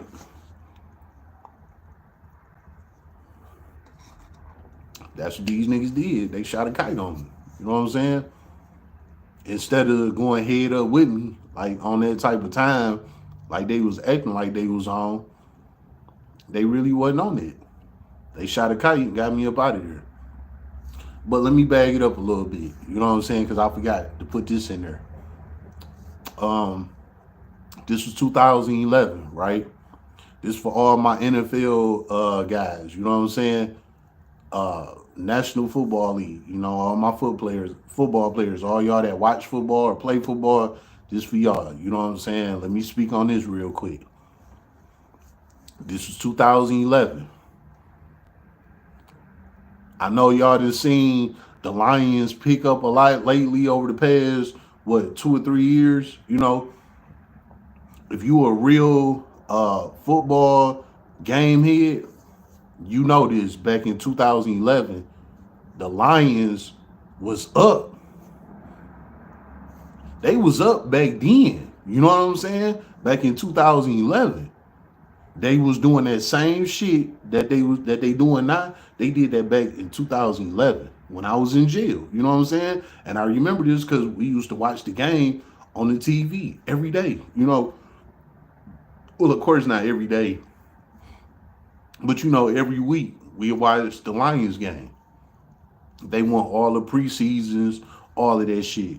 They got to the playoffs, they lost first round. This was 2011 going to 2012. You know what I'm saying? So again, to all of my guys that watch the NFL, y'all know what I'm talking about. The Lions, they was winning back then. That's when we had Matthew Stafford. You know what I'm saying? I was telling everybody, I'm like, look, I'm like, Stafford is our quarterback. That's what we needed. You know what I'm saying? And man, Stafford was getting that shit off. Like, it was a hell of a time. You know what I'm saying? So with that being said, we got to the playoffs. You know what I'm saying? I'm on all of that. I'm like, bitch, we in the playoffs. We gonna win this shit. Whoopty whoop. You know what I'm saying? Niggas like, man, they gonna lose, blah, blah, blah. Mind you, we in jail. So we making bets. Our bets was 100 push-ups on call.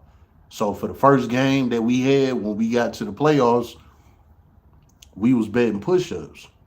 And the push-ups we was betting was 100 push-ups on call. So if you roll with the opposing team and your team won, whoever better with the Lions, they had to do 100 push-ups on call.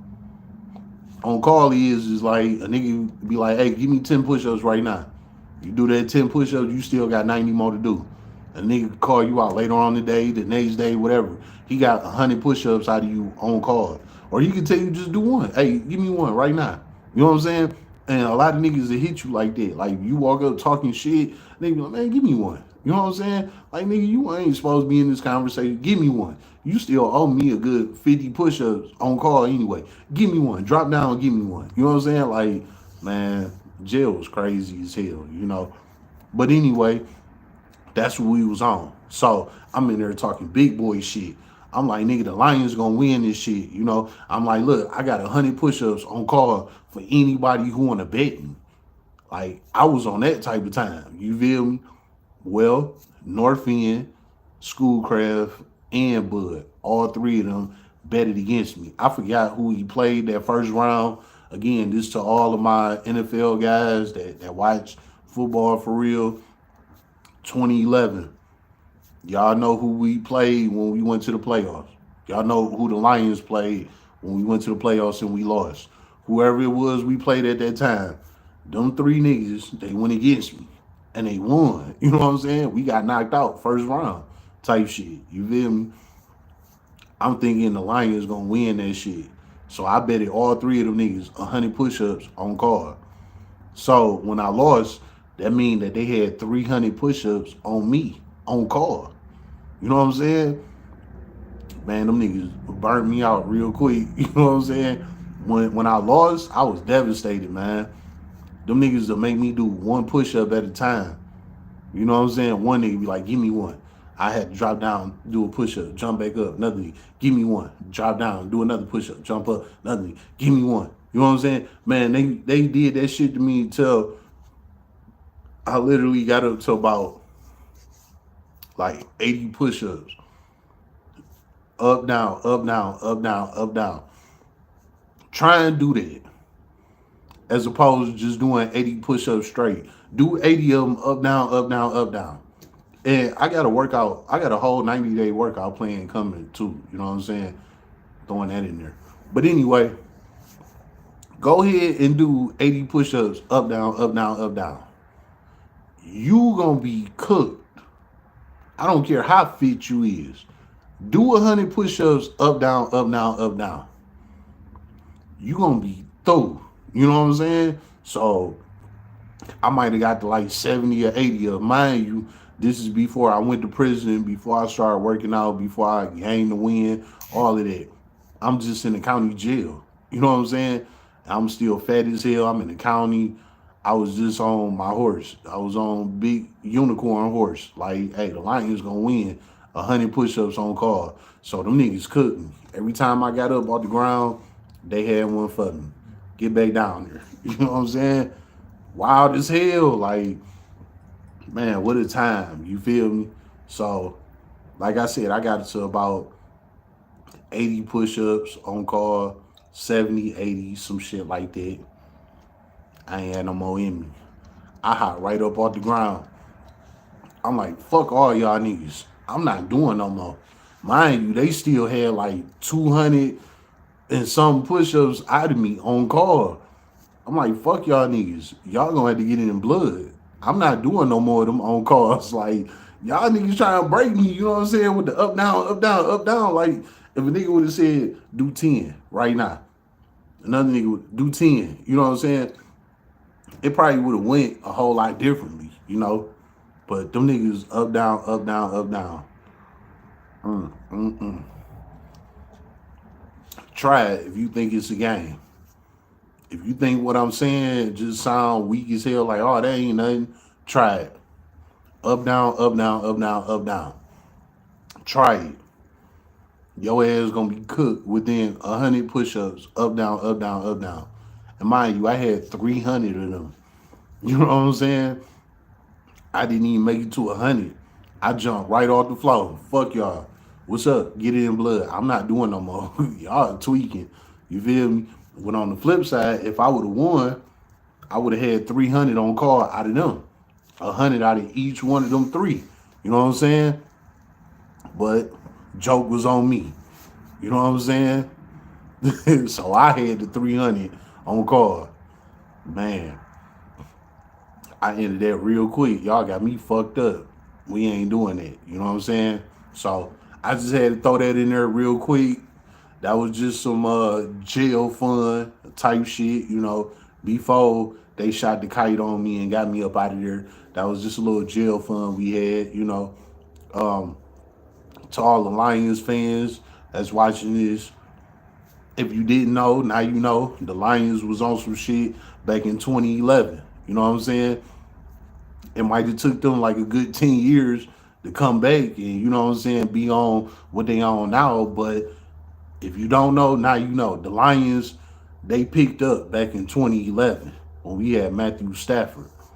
And I wish we could have kept him because he real life was a great quarterback. He was.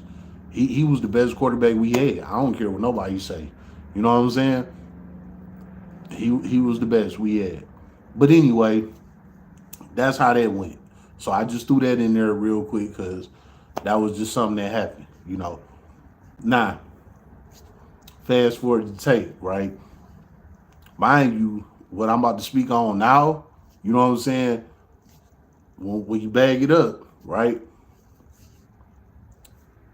This is before they shot them kites on me. You know what I'm saying? D. Jordan, you was tripping. They played the Saints. Bro, I don't know what it was. I don't remember. I was just on that high horse. I was rocking with my dogs. I'm like, hey, we gonna win. Because we killed. Oh, shit. Bro, we killed everything in the preseason. You know what I'm saying? You know, we smoked everybody in the preseason. You know what I'm saying? So I'm like, shit. I was on that time. You feel me? Mind you, we came from what? 14-0? You know what I'm saying? 13-0, whatever our record was. Like, well, 0-13, 0-14. Like, we wasn't winning shit. You know what I'm saying? We got to a point where we started whooping shit. And that was 2011. We got the whooping shit. You know what I'm saying? So by the time the beginning of 2012 came, it's the playoffs. You know what I'm saying? And if it was the Saints, hey, I was rocking with them. You feel me? I was rocking with the Lions against the Saints. They smoked us. It was what it was. That shit was what? It's 2025. So that was what, 14 years ago? You know what I'm saying? Shit, they cooked us, you know what I'm saying? I was rocking with it. They cooked us. It was what it was. You a real fan. Hey, I swear I always rock with the Lions, bro. And we ain't never won nothing. You know what I'm saying? I always rock with the Lions. Always. Even when we had that 0-13, I 0-14, whatever it was, I still rock with them. Like that's the home team. Even though I don't got nothing to do with hockey or none of that, but I'm with the Red Wings. You know what I'm saying? It's the home team. It is what it is.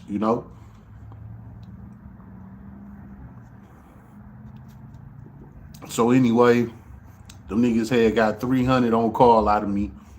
They only got like 70, 80 of them bitches, and I jumped right up. I said, all you niggas gonna get it in blood. I ain't doing another push-up. Fuck y'all. You know what I'm saying? So even though we lost, I didn't have to carry out with the bed anyway. You feel me? Cause I hop right up. Like, that's enough. Y'all got me fucked up. You know what I'm saying? If y'all stretch this shit out, that'd be one thing. But y'all back to back. Give me one. Give me one. Give me one. Nah, we through. You know what I'm saying? Nah. So NTE. I'm the same with Ohio on the team side. My nigga, tap in. Tap the fuck in. Hey, it's just a home team type of thing. You know what I'm saying? Like, weak or good. Yeah, real talk. You know what I'm saying? It's a home team type thing. It is what it is. Look, this is the thing, right? If you watch sports, you know that every team has their time. Every single team has their time. You know what I'm saying? That's just what it is. So yeah, I always keep that in the bank for my team because one day my team gonna win. No matter how long it take, it's gonna happen. Now, at that time, I was fucking with Pittsburgh too. Like I like Ben Roethlisberger. You know what I'm saying? That boy had that motherfucking rocket launcher arm. You know what I'm saying? He sending shit. You feel me? But I was always with the home team. I'm with the Lions, no matter what. It's the home team. You feel me? Nah. Anyway, with me talking about the TV, with us watching TV in there, right? Now, mind you, this is before them boys shot that kite on me. You know what I'm saying? We all in there watching TV one night, right? This is about Bosshog Bud, right? Now, like I said, Bud was getting a lot of money. Him and them Bosshog, East Warren Bosshog boys, them boys was getting money. They was. And they was getting money because they was fucking with the drugs and all that type of shit. The pills, all that. They was taking trips out to West V. Back then, that's when Detroit niggas was going to West V banging pills. Everybody that know about that era, no. Detroit niggas ran West V. 2010, 2011, around that time, Detroit niggas ran West Virginia. Swear to God. They was down there they was going down there getting a bunch of white girls pregnant, moving in their cribs, banging pills out their spots, all type of shit. It was a lot of wild shit going on around that time frame. Detroit niggas was taking them pills down there and they was getting them bitches off. West V was the place. It was. You know what I'm saying?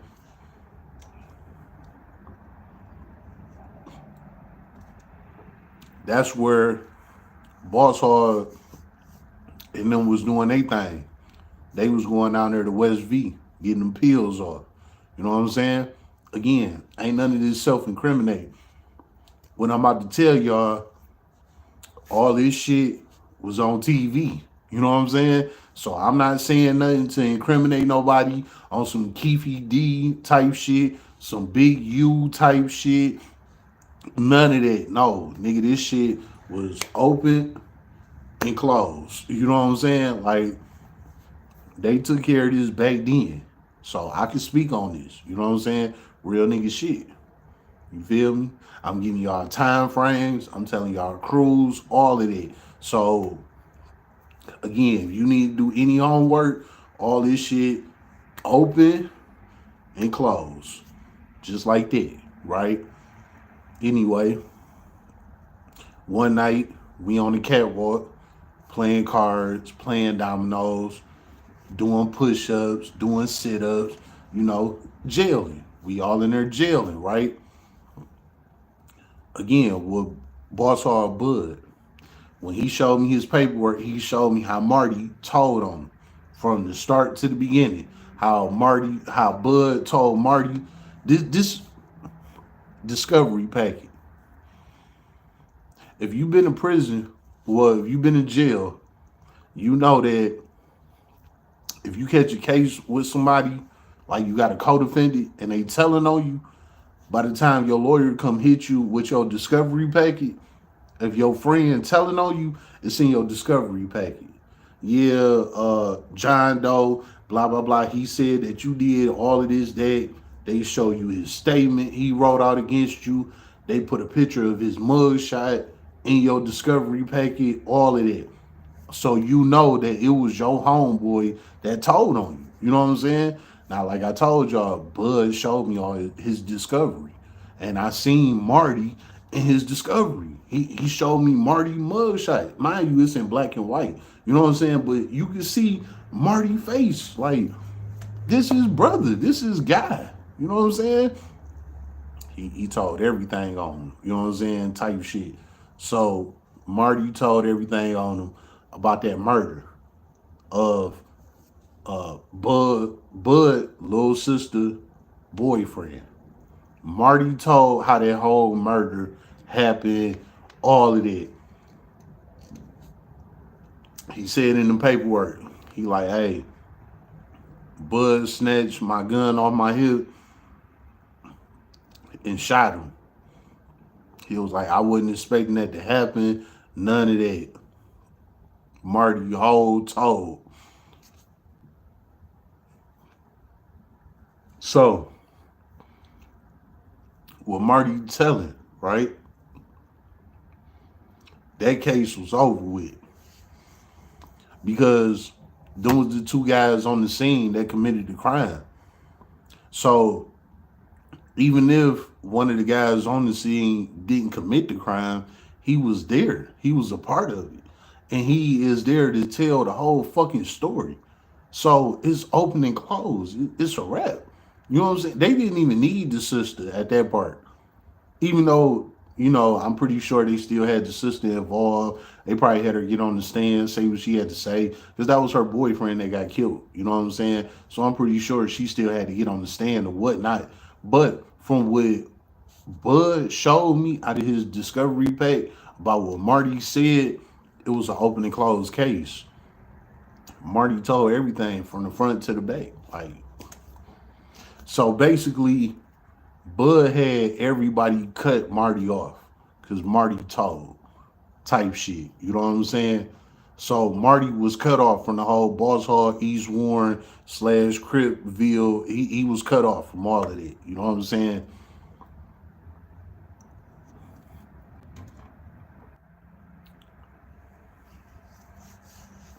I don't know what the fuck happened, you know. But anyway, um, Marty was in PC, which is protective custody, because he was in there snitching. You know what I'm saying? Bud was in GP, general population, with us. You know what I'm saying? So Marty told everything. It was an open and closed case. It was a wrap. Type shit. You know what I'm saying? All right, now fast forward the tape. Now, like I was saying, besides that murder game that Marty and Bud was in on, Bosshog was slanging them pills in West V. You know what I'm saying? They was doing their thing out there all them niggas, not just Marty and Bud, all of them.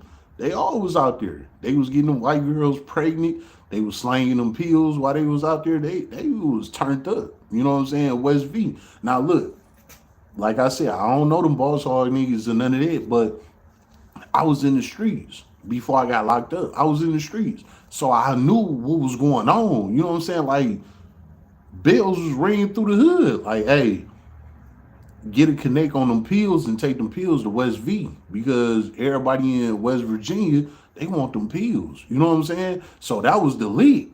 But everybody knew that Bosshog was running that shit at the time. You know what I'm saying? You had a couple of other guys that was out there doing it. Matter of fact, Doughboy Rock from Doughboy's Cash Out that passed away a couple years ago. Doughboy Rock, he was out there in West V at that time. Him and his boys, they was out there, they was banging them pills too. Payrolling them, they was doing that shit too. Again, all this shit open and closed. So this ain't no incriminating nothing. All this shit open and closed, you know. But them boys, they tore West V. You feel me? So anyway, with them doing that, right? And Bud telling the West V stories. Like, that's where they made most of their money from. Slanging out there at West V. So basically, they was pill slanging out there, and then when they was in the hood, they was killing shit, you know what I'm saying, robbing shit, whatever, you know, gang type of time. But when they went out there, they was getting them pills off. You feel me? So they was hustling multiple ways. This how they had all that money. You know what I'm saying? Well, with that being said, we all on the catwalk one night, right? This right before they locked our unit down. They locked the unit down around like 10 o'clock, you know. So when it's locked down for the night, I mean, everybody got to go in their cells. It's done for the night. Catch you in the morning. You know what I'm saying? Maybe about 10 minutes before lockdown, right? We watching Fox 2 News. You know what I'm saying? That's Detroit channel for Detroit News, Fox 2 News. We watching Fox 2 News on the TV, right? On the catwalk, looking at the TV, right? And I remember this like this was yesterday, even though this was 14 years ago. I still remember this like it was yesterday. We all standing there watching the news. So we are watching news from 9 to 10 p.m. because we know at 10 p.m. they lock us down. So we'll watch TV throughout the day, and then right before lockdown, we'll watch the news to see the updates of what's going on in the streets. Because we in jail, so we don't know what's going on in the streets. So we'll watch the news, you know, to like update us on what's going on out there type shit, you know. Man, we watching the news, the 9 o'clock news. Fox 2, 9 o'clock, 9 p.m. news on Fox 2, right? So we watching it, right? While we watching it, why they was talking about a whole federal indictment. RICO. Way before all of this RICO shit was going on with all these rappers, Bosshog got RICO back then, 2011. So while we watching the news, they was saying basically how they got a whole RICO charge going on the Bosshog clique. You know what I'm saying? The East Warren Bosshog boys. We watching this shit on TV. Bud didn't even know that this indictment was going on. His whole thing was fighting that murder case that he had with Marty. You know what I'm saying? But all along, them boys, they got an indictment going on as well with the whole West V shit. So in between that time, like I said with Bud, he had a girl rocking with him real hard, right? Why did he send that girl down there to West V to get some pills off? While he sent her down there, she got caught on the road with them pills. So you know what she did. She told the whole operation to get out that shit. Bold business. So when she told the whole operation, that means she had to tell on everybody that was involved. So while we watching the news, we see the news saying, yeah, they caught this girl on the road and she gave up everybody's name. They showed the whole indictment on the news. Everybody's name that was on the indictment that was transporting pills from Detroit to West Virginia. All them guys' names on there, all them Bosshog, all of them. It was like 20 names on the indictment list. Of course, Bud name was on the indictment list. Mind you, we on the catwalk, on the rock, watching the TV, and we see Bud name on that Bosshog indictment list. When Bud seen it, man, his whole aura, his whole energy, everything about him was drained. He was drained out. He already had enough problems with what he had going on while he was in there for Marty. And not only that, now his girl that he called every day that sent him money, all of that, he sent her on the road on some bullshit to make more money, and she didn't got caught and told everything. Bud was hurt. He was hurt. I ain't never seen a look like that on a grown man's face. When he seen his own name on the Fox 2 News for a federal indictment, when he already was on there fighting a murder, he knew it was over with. His whole thing was, since Marty told on me, I'm going to take a 20-year cop. Because they was offering him 20 years. You know what I'm saying? To get out of prison type shit. Like, you know what? You take this 20-year cop, you know, for killing your sister boyfriend, we'll let that roll. So his thing was, he was like 19, 20 at the time. So he like, by the time I get out, I'll be 40. I'll still be kind of young or whatever. Cool, I do that. At that time, I'm like, nigga, you tripping. You know what I'm saying? 20 years, that's a long time, nigga. But Bud was ready to do that 20 years. You know what I'm saying? And like I said, he was a little pretty boy nigga. He looked like Usher in the face. With light brown eyes, real light brown eyes. Like, prison wasn't for him. You know what I'm saying? But he was ready to take that 20 years, you know, for killing his sister boyfriend type shit. He was ready to take that 20 bar, you know. So he like, you know what? I'm going to go ahead. I'm going to take this 20. I'm going to do my time because Marty already told on me. So it ain't no getting around it. Let me go ahead and take this 20, right?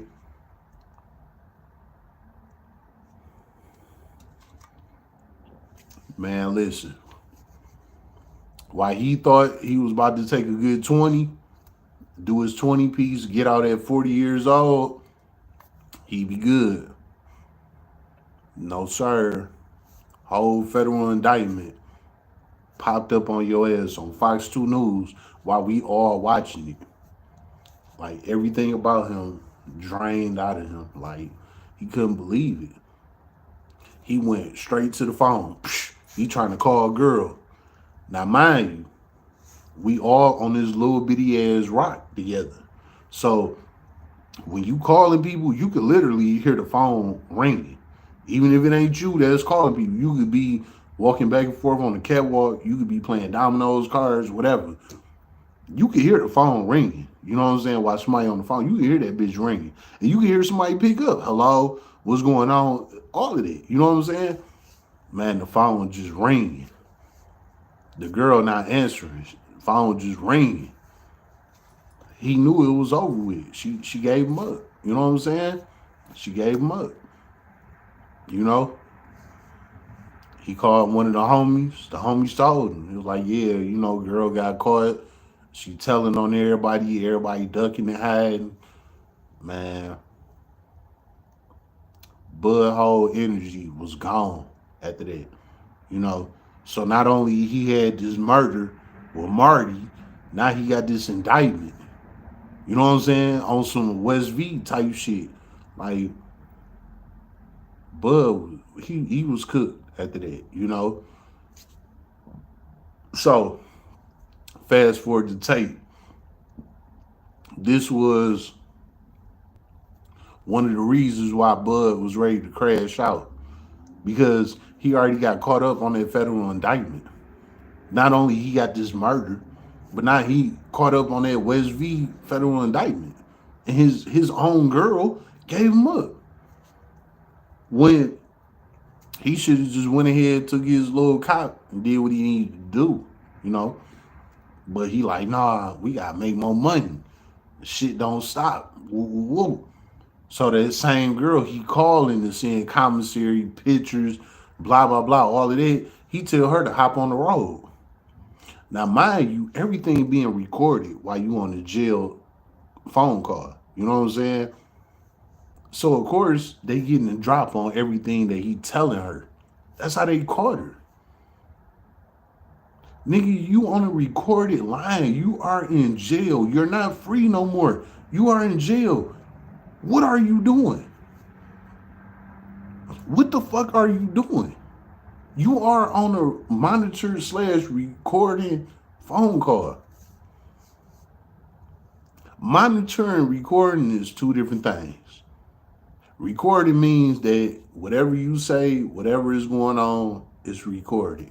Monitoring meaning they are watching what you're saying. They watching what you're doing.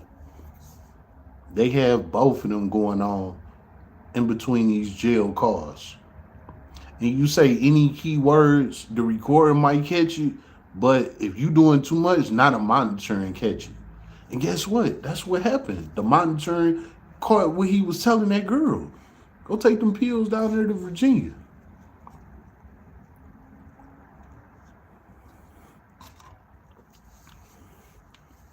They caught that.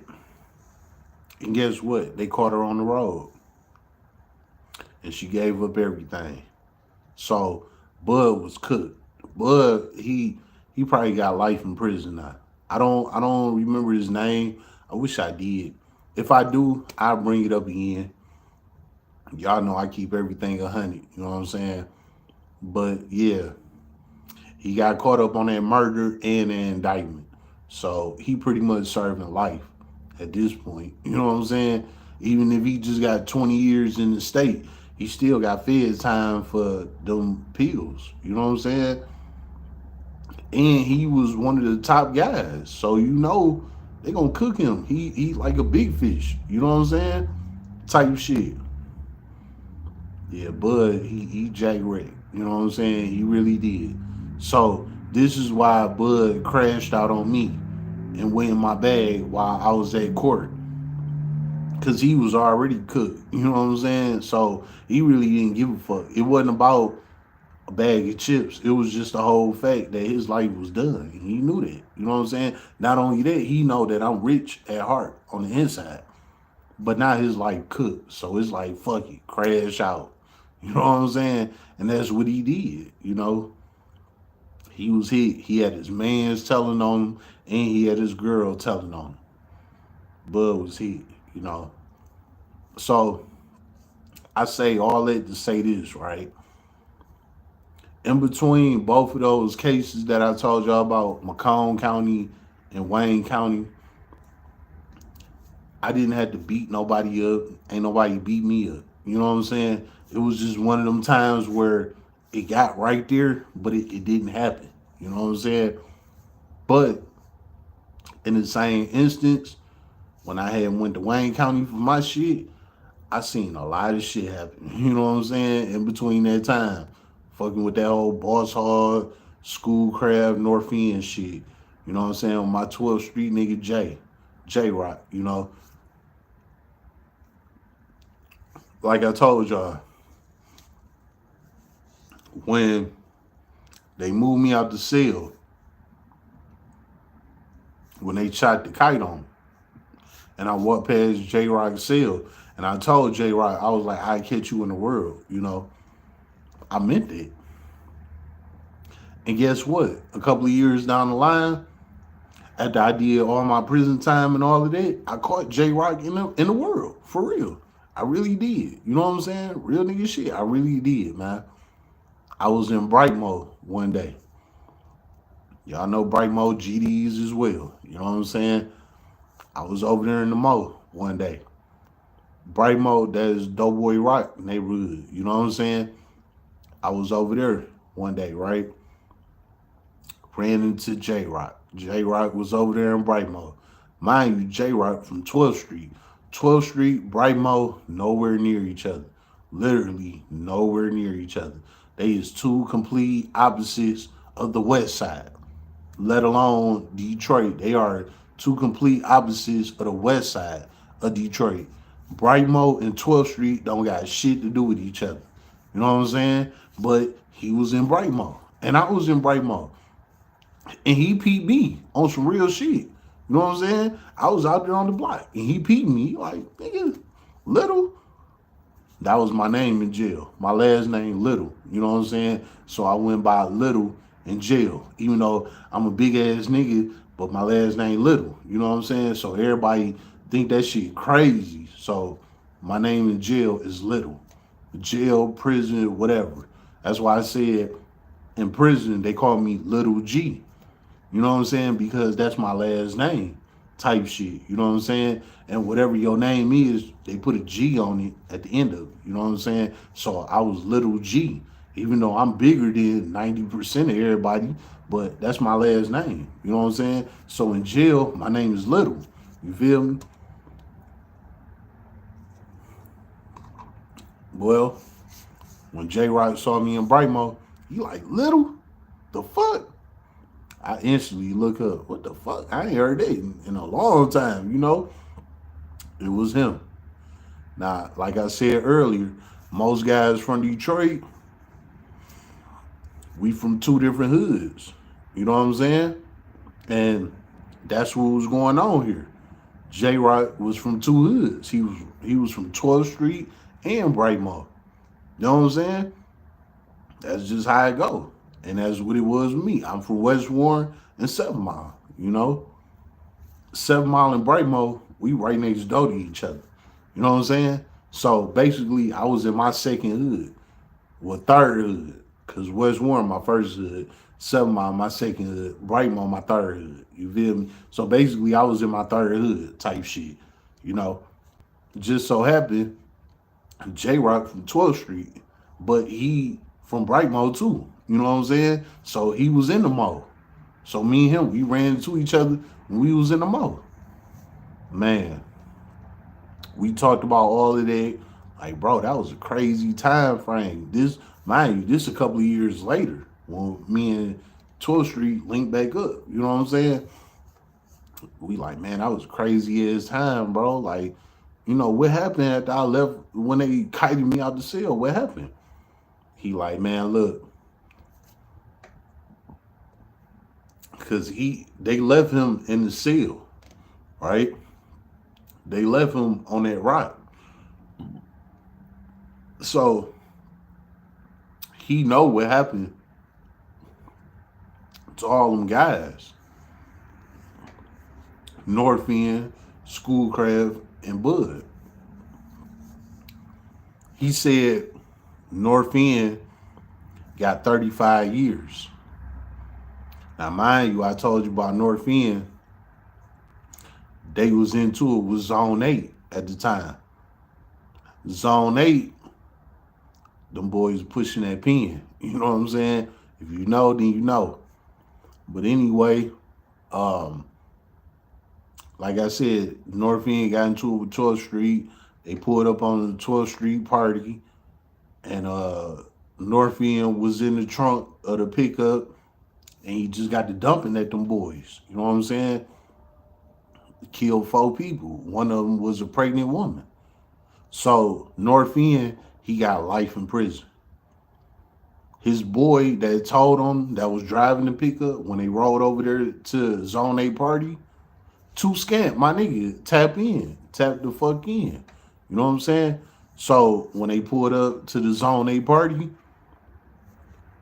North End got the dumping. And North End homeboy got locked up because of the license plate reader. He told on North End. Now, North End got life. But the homeboy that was driving the pickup, he got 30 years. You know what I'm saying? Because he told, you know, in exchange for a light bit type shit. So they gave him 30 years. Cook both them niggas. You know what I'm saying? Type shit. You know. Even when 30 years pass, you got to go see the parole board, and the parole board got to make the decision to let you out of prison, type shit. You know what I'm saying? More than likely, they not gonna let him out anyway. So even though he didn't do the shooting, but it was the whole fact that he was a part of it. And on top of it, 4 people got killed, and one of them was a pregnant woman. So more than likely, when North End homeboy go see the parole board in 30 years, they still gonna smoke him because a pregnant woman died behind this shit. You know what I'm saying? So basically, you can say he got life with North End. You know what I'm saying? Nah, Squirt. Mind you, all of this is coming from 12th Street. 12th Street telling me all this when I bumped into him in the mall a couple of years after I done did my time. I'm out now. I just so happened to be in Brightmore one day, and I ran to 12th Street. So he telling me the update on all them guys that we was on the rock with. You know what I'm saying? He like, man, Squirt got life. You know what I'm saying? North End got life. Squirt from Schoolcraft, he got life too, right? So he uh Squirt, he beat 11 heads. When he got to that 12th one, he thought he was gonna get out on that one too, because he just beat 11 murders. Nah, he got caught up. They gave him life on that 12th head. So he beat 11 heads just to get caught on the 12th one. You know what I'm saying? He got life in prison. So North End and Schoolcraft, they gone. They got life. I'm like, damn, them boys, they got caught up. You know what I'm saying? He like, yeah, bro, whoop whoop. We got around to the third guy, Bosshog, East Warren Bud. I'm like, yeah, before I got moved, I remember, we seen him on the TV and shit. He got caught up in that indictment, on that West V shit. I'm like, what happened to him?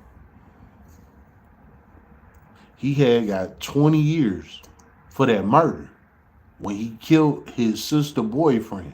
When he took Marty gun off his hip and he blew dog, he got 20 years for that murder. Marty got 30 years.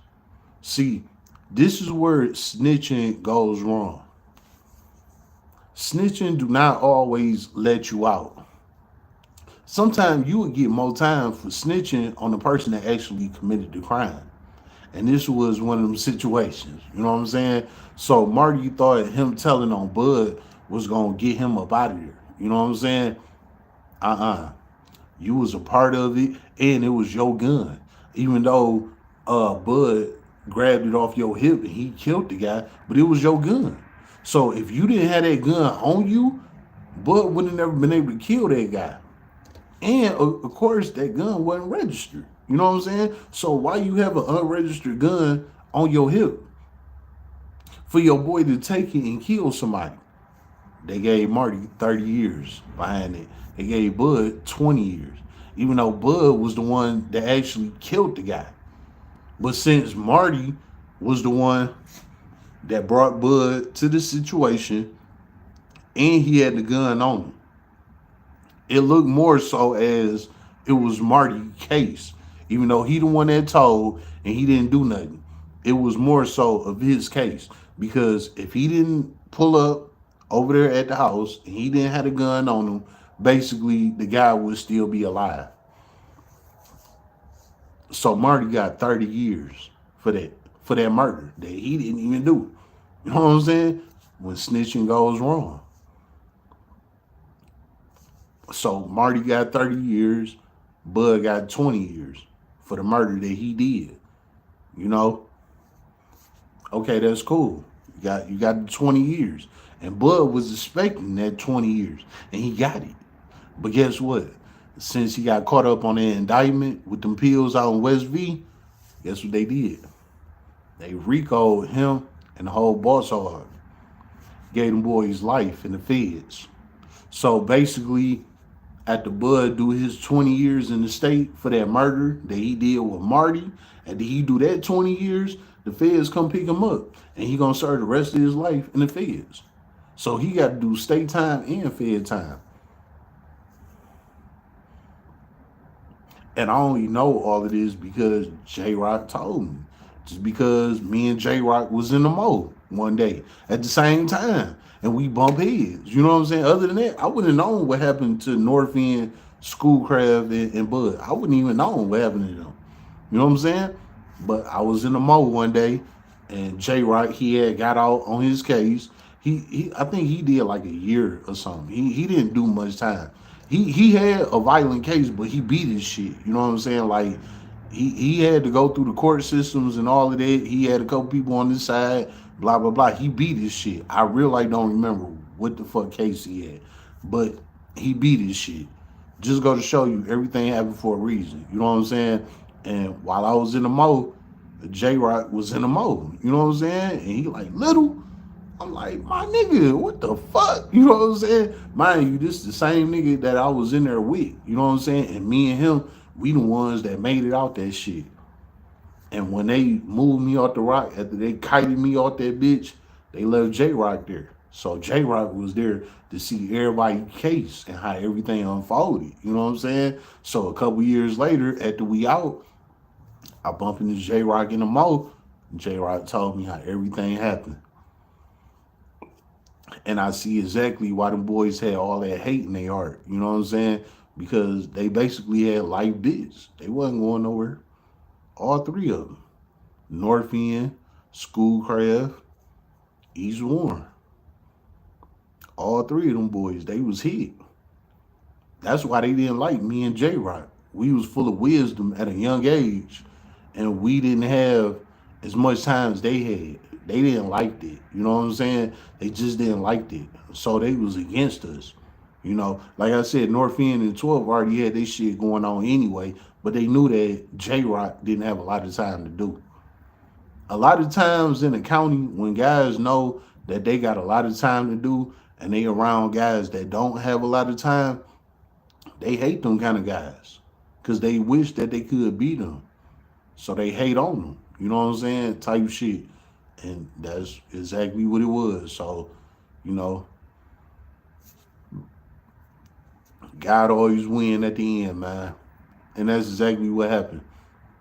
God put me and J Rock back together after all them years, and J Rock was able to tell me everything about them. And this is why I'm bringing it to y'all. You know what I'm saying? Stay aware of what's going on in these streets, man. Be careful with that gang banging shit. You know what I'm saying? Like you got love for your homies and you there for them and you with all of that. Man, look, these same guys, they'll leave your ass in a huddle. You know what I'm saying? They might rock with you when you first get locked up. Yeah, free my mans and all that. Woo, all of that shit. But guess what? After you get convicted, you get sent away. Don't nobody know you no more. Don't nobody fuck with you no more. You know what I'm saying? And Bud took the rap. He got life for all of them Bosshog niggas. And I don't know how many of them got locked up behind it or what. You know what I'm saying? But Bud took that. And now he got to deal with the rest of his life in prison. And them niggas gonna move on. Them niggas gonna have kids, which I'm pretty sure most of them already did. You know what I'm saying? They gonna find them a woman. They gonna move on with their life. The ones that didn't get caught up in that RICO. You know what I'm saying? Like they gonna move on with life. They don't got time for that to be supporting a man that's doing life in prison. Don't nobody got time for that. You know what I'm saying? So all that shit you did with your crew, it came and went. Cause now your crew, they grown. They got kids, they got bills, they got businesses they trying to run. They got things they trying to do. You know what I'm saying? So now you obsolete. And still to this day, that was 14 years ago when I met Bud. So he's still serving his 20-year bid for that state case. He still ain't even got to the feds yet. You know what I'm saying? So what? He still got another 5-6 years before he even get to the feds to finish out the rest of his life in there. You know what I'm saying? And mind you, this is the same guy that was on top of the world, that was living life. Like, man, I'm gonna put this message out here and I'm gonna end this shit. You know, to the YNs, that fast money, it ain't worth it, my nigga. It ain't. I'm just being real. It ain't. It seemed cool right now. It's coming in real quick. All the women digging you. Y'all doing the damn thing. Y'all all iced out and all of that shit. Man, look, that shit come and go so quick, man. It do. And then you gonna be behind them bars like, damn, that shit wasn't worth it. You know what I'm saying? It really was. It wasn't worth it. You know what I'm saying? It was cool at the time, but it's really not worth it at the end of the day. Look, Pliers said it the best, man. This was back when Pliers was popping. Back from like, I'm gonna say like '07 to '10, somewhere around there. Pliers was popping. You know what I'm saying? Pliers said this. You know what I'm saying? He said, I don't know if 2 years of balling is worth 20 years. You know what I'm saying? That's a hard pill to swallow. And that's some real nigga shit, man. Because you could ball hard for a good 5, just say 10 years. Ball hard. You know what I'm saying? Then the feds come pick your ass up and say, hey, we got everything we needed on you. And now you about to serve the rest of your life. Was that couple of years of balling worth the rest of your life serving in the penitentiary? That's only a decision you can make. So if you sitting here watching this live and you thinking about running back out there in them streets right after this live, just know,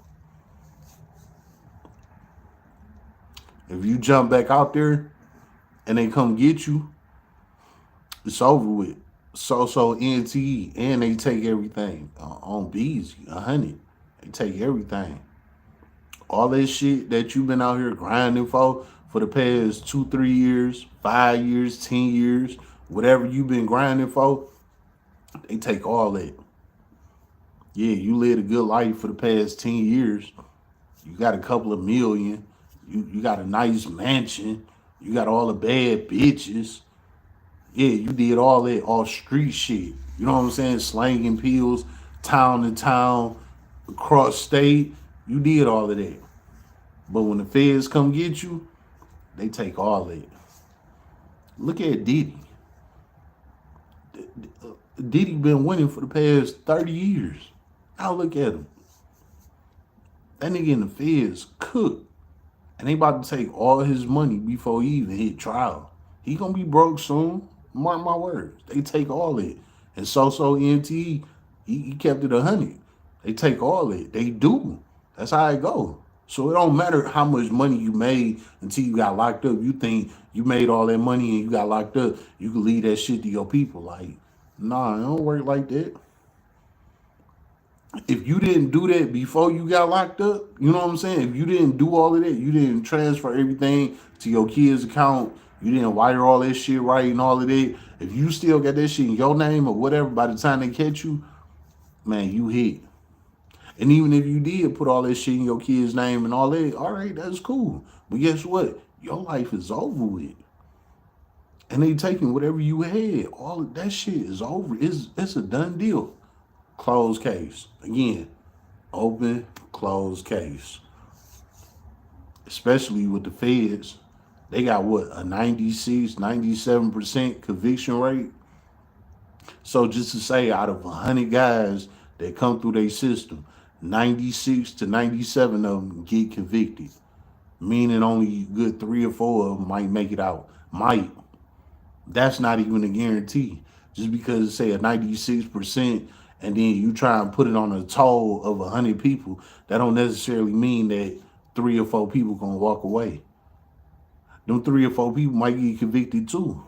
You know what I'm saying? All 100 of y'all might get locked up on that shit. This how the feds is coming. You know what I'm saying? Freezing your accounts and all that. Take your ass out of the game. When you was just way up here, they put your ass way down here. And you still got to serve that time. You know what I'm saying? So don't think that you in the streets out here getting away with shit and that's just life. They got a thing called the feds. They watch you. And the feds can watch you for 20 years before they come get you. You could be an old gray man by the time they come get you. And guess what? You will be just like Keefy D. Yeah, right now. You will be just like Big U right now.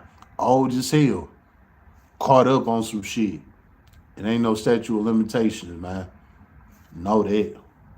It's been another live stream. We'll roll up a power up. So get your blunts rolled and your drink poured.